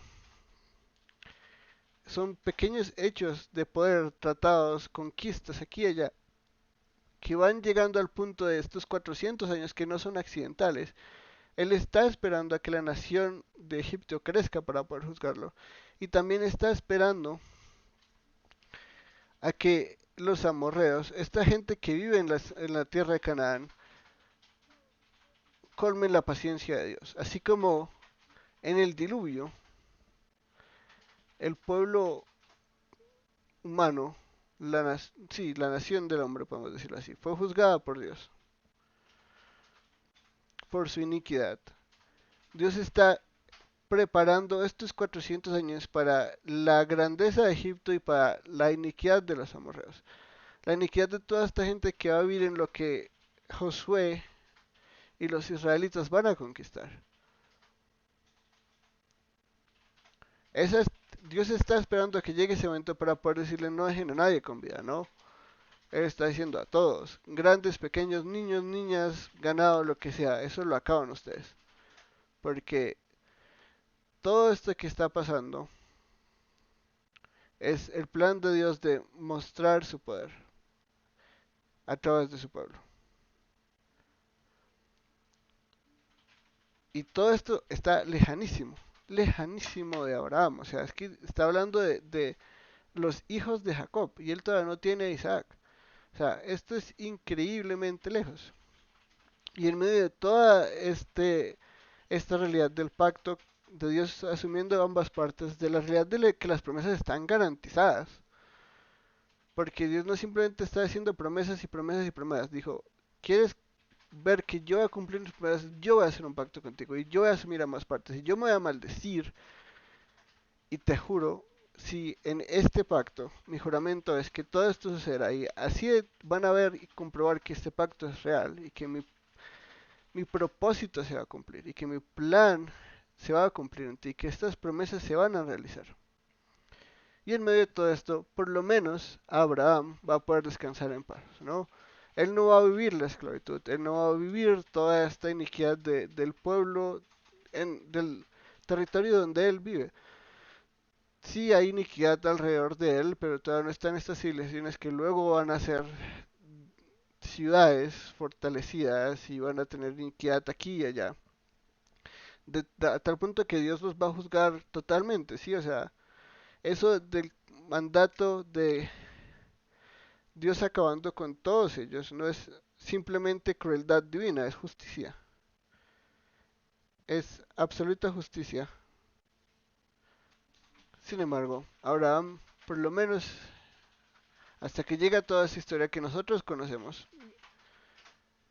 él dijo, en medio de todo esto tú vas a poder descansar, vas a dormir tranquilo, vas a llegar a tu vejez, vas a ser sepultado en buena vejez. La vida de sus descendientes, el pueblo de Israel, no fue una vida de paz y tranquilidad por toda su historia. Pero la de Abraham al menos terminó en buena vez. Todo eso está garantizado por Dios en el juramento del pacto. Él está diciendo, yo asumo todo esto, yo me encargo de todo esto. Y este es el juramento que yo haré por este pacto. Y luego vemos, en aquel día el Señor hizo un pacto con Abraham diciendo, a tu descendencia a esta tierra, desde el río de Egipto hasta el río grande, el río de Eufrates, la tierra de los quinitas, los ceneseos, los camoneos, los cadmoneos, los hititas, los fereceos, los refaitas, los amorreos, los cananeos, los jerjeseos y los jebuseos. Finalmente, el pacto en Génesis 15, pues la primera parte del pacto, la siguiente clase vamos a ver Génesis 17 y la segunda parte del pacto. Es un pacto en dos partes. Acá ya finalmente, como conclusión de todo, vemos que como quería reafirmar la promesa de territorio, ¿no? Ahora ya le está dando unas fronteras específicas. Abraham en este momento vive en Canaán, en unas carpitas, pero Canaán es un territorio grande. No sé si han tenido o algunos de ustedes han tenido la oportunidad de ir a lo que es la nación de Israel hoy en día, pero por más pequeña que ella, sigue siendo un territorio grande. Ahora imagínense en la época de Abraham, que era todo casi desierto y no había transporte rápido, todo era a pie o en caballo o en burro o en camello específicamente en la época de ellos, ¿no?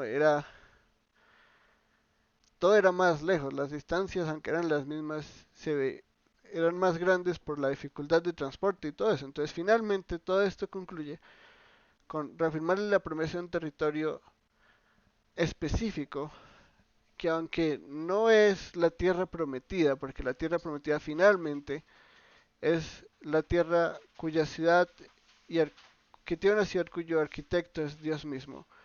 Esta ciudad no es esa, pero va a ser un símbolo de esa ciudad, va a ser un tipo que va a cumplir esta realidad del reino de Dios en un territorio, no en un simple territorio en Medio Oriente, sino en una nueva creación. Ya vimos en la clase pasada que el pueblo de Dios en Abraham, no, esta descendencia de Dios en Abraham va a ser como una nueva creación, una nueva humanidad. Todo eso apunta a esto. Y no sé si fue en la del viernes o fue en esta. Si fue en la del viernes, me disculpo. Pero a eso vamos, ¿no? O sea, todo esto ya le da una, un símbolo más real a estas promesas que antes eran muy grandes e incomprensibles y asombrosos. Ya todo esto va eh, formándose más específicamente. Esto no quiere decir de nuevo que la tierra prometida sea en este lugar. Vamos a ver finalmente que no es en Jerusalén o en el monte Gerizim, como va a decir Jesús, que se adora a Dios, sino la oración es en Jesús y en espíritu y en verdad. Es estar en Jesús lo que importa, no el territorio en el que uno vive. Y eso es en el nuevo pacto, pero por ahora, en esta primera parte del pacto con Abraham, ya vemos el compromiso de Dios a restaurar esta creación caída, incluida la humanidad, en este pacto que Dios hace con Abraham. ¿Alguna pregunta? Yo, Nidia, es que escuchando todo lo que estoy o lo que ha expuesto y muchas de las clases que expone, pero específicamente hoy en cuanto a Abraham y todo lo que explicó del pacto, una persona del común que lea la palabra o las personas que nos acercamos a una congregación y nos hablan de o leen la Biblia en esta aparte, es casi como, no quiero decir imposible, pero sí difícil entender la forma real de lo que es realmente el pacto, de la manera en que usted lo está explicando ahora. Y la pregunta va ya, o sea, ¿realmente para poder entender esto que está explicando hoy se requiere estudios extra acerca de la Biblia? Es decir, usted nombra varios autores pues nos ha indicado algunos libros, pero la Biblia por sí misma, la que nosotros tenemos en español, no nos permite entender eso que usted nos está explicando hoy. Pues ahí lo que yo diría es que definitivamente hay verdades muy profundas que se necesitan conocimientos adicionales. Yo creo que la Biblia para todo creyente es suficiente para instrucción y crecimiento espiritual. eh, para el no creyente es suficiente para salvación. Pero definitivamente creo que es la estructura divina que haya maestros, ¿no? Y los maestros tenemos la función de enseñarle a la iglesia todas estas cosas, porque no todos podemos ponernos a estudiar historia de Antiguo Medio Oriente, porque creo que lo más importante para entender todos estos pasajes es el contexto en el que se escribieron, porque nosotros podemos entender que dos animales se partan por la mitad, eso es normal, pero y que uno pase entre ellos, pero uno no puede entender el significado hasta que uno no entiende qué era eso para ellos. No, no era simplemente un pasar por unos animales y sangre, ya era algo muy real. Entonces, definitivamente se necesitan estudios para poder entender ciertas cosas. Yo creo que para crecimiento espiritual e instrucción del cristiano, especialmente yo diría el Nuevo Testamento, es mucho más claro. Creo que de todo esto igual el Espíritu Santo nos va a iluminar a nosotros para entender algunas cosas. Poco a poco, progresivamente. Pero sí se necesita una disciplina y unos conocimientos que creo que es el diseño de Dios, que haya maestros que nos enseñen esto, que se entrenen en esto y que enseñen a la iglesia estas cosas, porque todos tenemos trabajos, todos tenemos pareja, vidas, hijos, familias, y si la función de todos sería que todos estudiáramos un doctorado en teología para poder entender todo esto, entonces, ¿cuál sería el punto? No, yo creo que por eso Dios puso maestros, y creo que la función del maestro es estar en continuo crecimiento, en continua preparación para poder enseñarle a la iglesia esto y que ellos puedan entender y ver cosas que realmente por más que uno tenga la intención de, como dices tú, o sea, no es muy difícil nosotros llegar a estas conclusiones si no entendemos por lo menos el contexto histórico. Eh, yo creo que es la estructura que Dios ha dado. Dios, de alguna forma, creo yo que es importante entender que la iglesia es un pueblo y que por eso debemos construir iglesia, ¿no?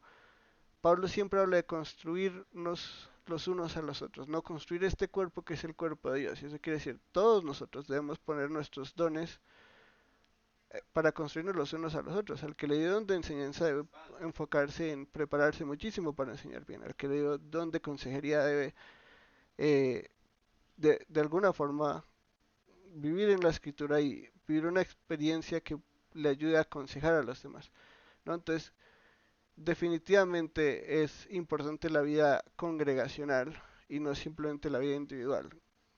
Ambas tienen que complementarse. Si no hay buenos maestros que enseñen a la iglesia congregacionalmente, pues obviamente van a estar cortos en muchas cosas. Eh, sí creo que realmente se necesita preparación para entender muchas de estas cosas porque eh, hay muchísima historia que uno tiene que entender para entender todo esto, pero creo que aún así Dios va a iluminarle aún el entendimiento a través del Espíritu Santo para entender verdades en estos textos que lo van a eh, ayudar a uno a crecer espiritualmente y en entendimiento, pero los maestros son necesarios, sería mi respuesta a eso. No sé si eso responde a tu pregunta.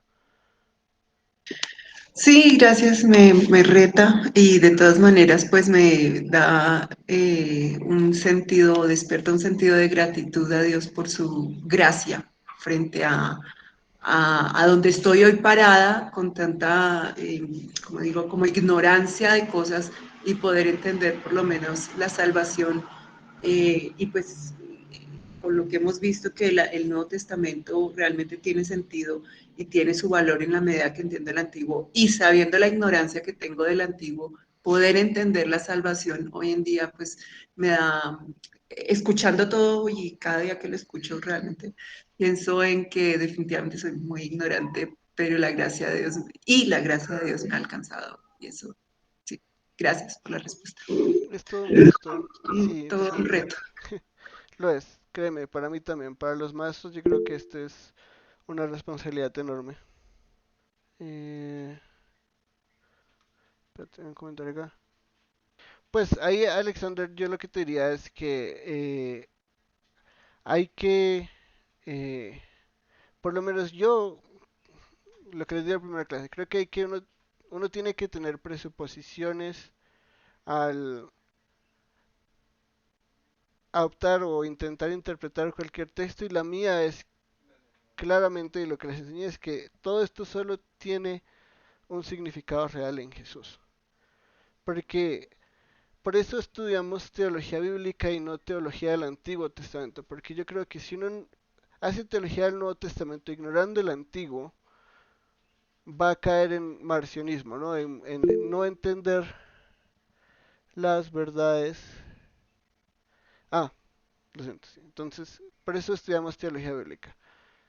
Para mí es importante unir la Biblia y no separarla en Antiguo y Nuevo Testamento. Tal vez ponerle esos títulos a esas dos partes nos ha ayudado a dividirlo menos que a dividirlos menos que a unirlos. Ambos se complementan el uno al otro. Los autores del Nuevo Testamento nos interpretan el Antiguo y los autores del Antiguo Testamento nos predicen, nos prometen, nos profetizan el Nuevo. Y Jesús nos explica todo eso a través de sus apóstoles. Sí, yo estoy de acuerdo con eso. Sí, sí, yo estudiando teología del Antiguo Testamento especialmente teologías del Antiguo Testamento para estudiar estos pasajes, me doy cuenta que se centran tanto en el Antiguo Testamento sin como lo entienden los autores del Nuevo Testamento que se vuelve prácticamente judaísmo. Y sí pasa mucho, porque nos ponemos a intentar decir, no, los autores tienen una intención original, eh, tenemos que ir a esa, pero el autor último de la Biblia no es Moisés, es el Espíritu Santo. Y yo lo que quiero entender es qué quiere decir Dios con el Espíritu Santo, no a través de Génesis 15, 18 al 21, sino a través de toda la Biblia. Y como Génesis 15, 18 al 21 tiene un papel en toda la Biblia. Porque si tenemos el mismo autor, tenemos una unidad. ¿Sí? Otra vez, Nidia. Y sí, en cuanto a lo que acaba de decir, también como que me anima hoy, es que, pues porque pienso, Moisés bueno, por favor me corrige, Moisés es el autor del Pentateuco, o Sí. sea, es decir, de Génesis. Ah, ok.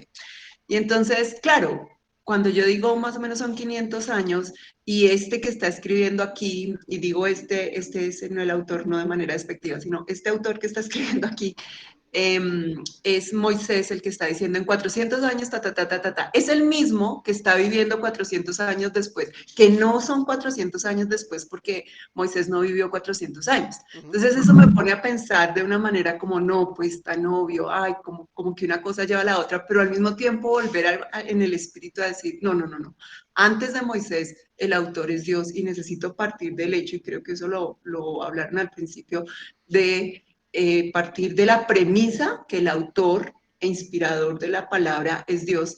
eh, Eso apacigua una cantidad de argumentos humanos y en personas como yo que somos un poquito como críticas, un poquito a veces rebeldes, eh, y poder decirle a mi alma, no, no es así, es antes de Moisés es Dios. Y eso me da tranquilidad, diciendo, esto lo digo por lo que acaba de decir, antes que Moisés haya escrito del Pentateuco, definitivamente la inspiración es de Dios. Así es. Gracias. Es todo un gusto.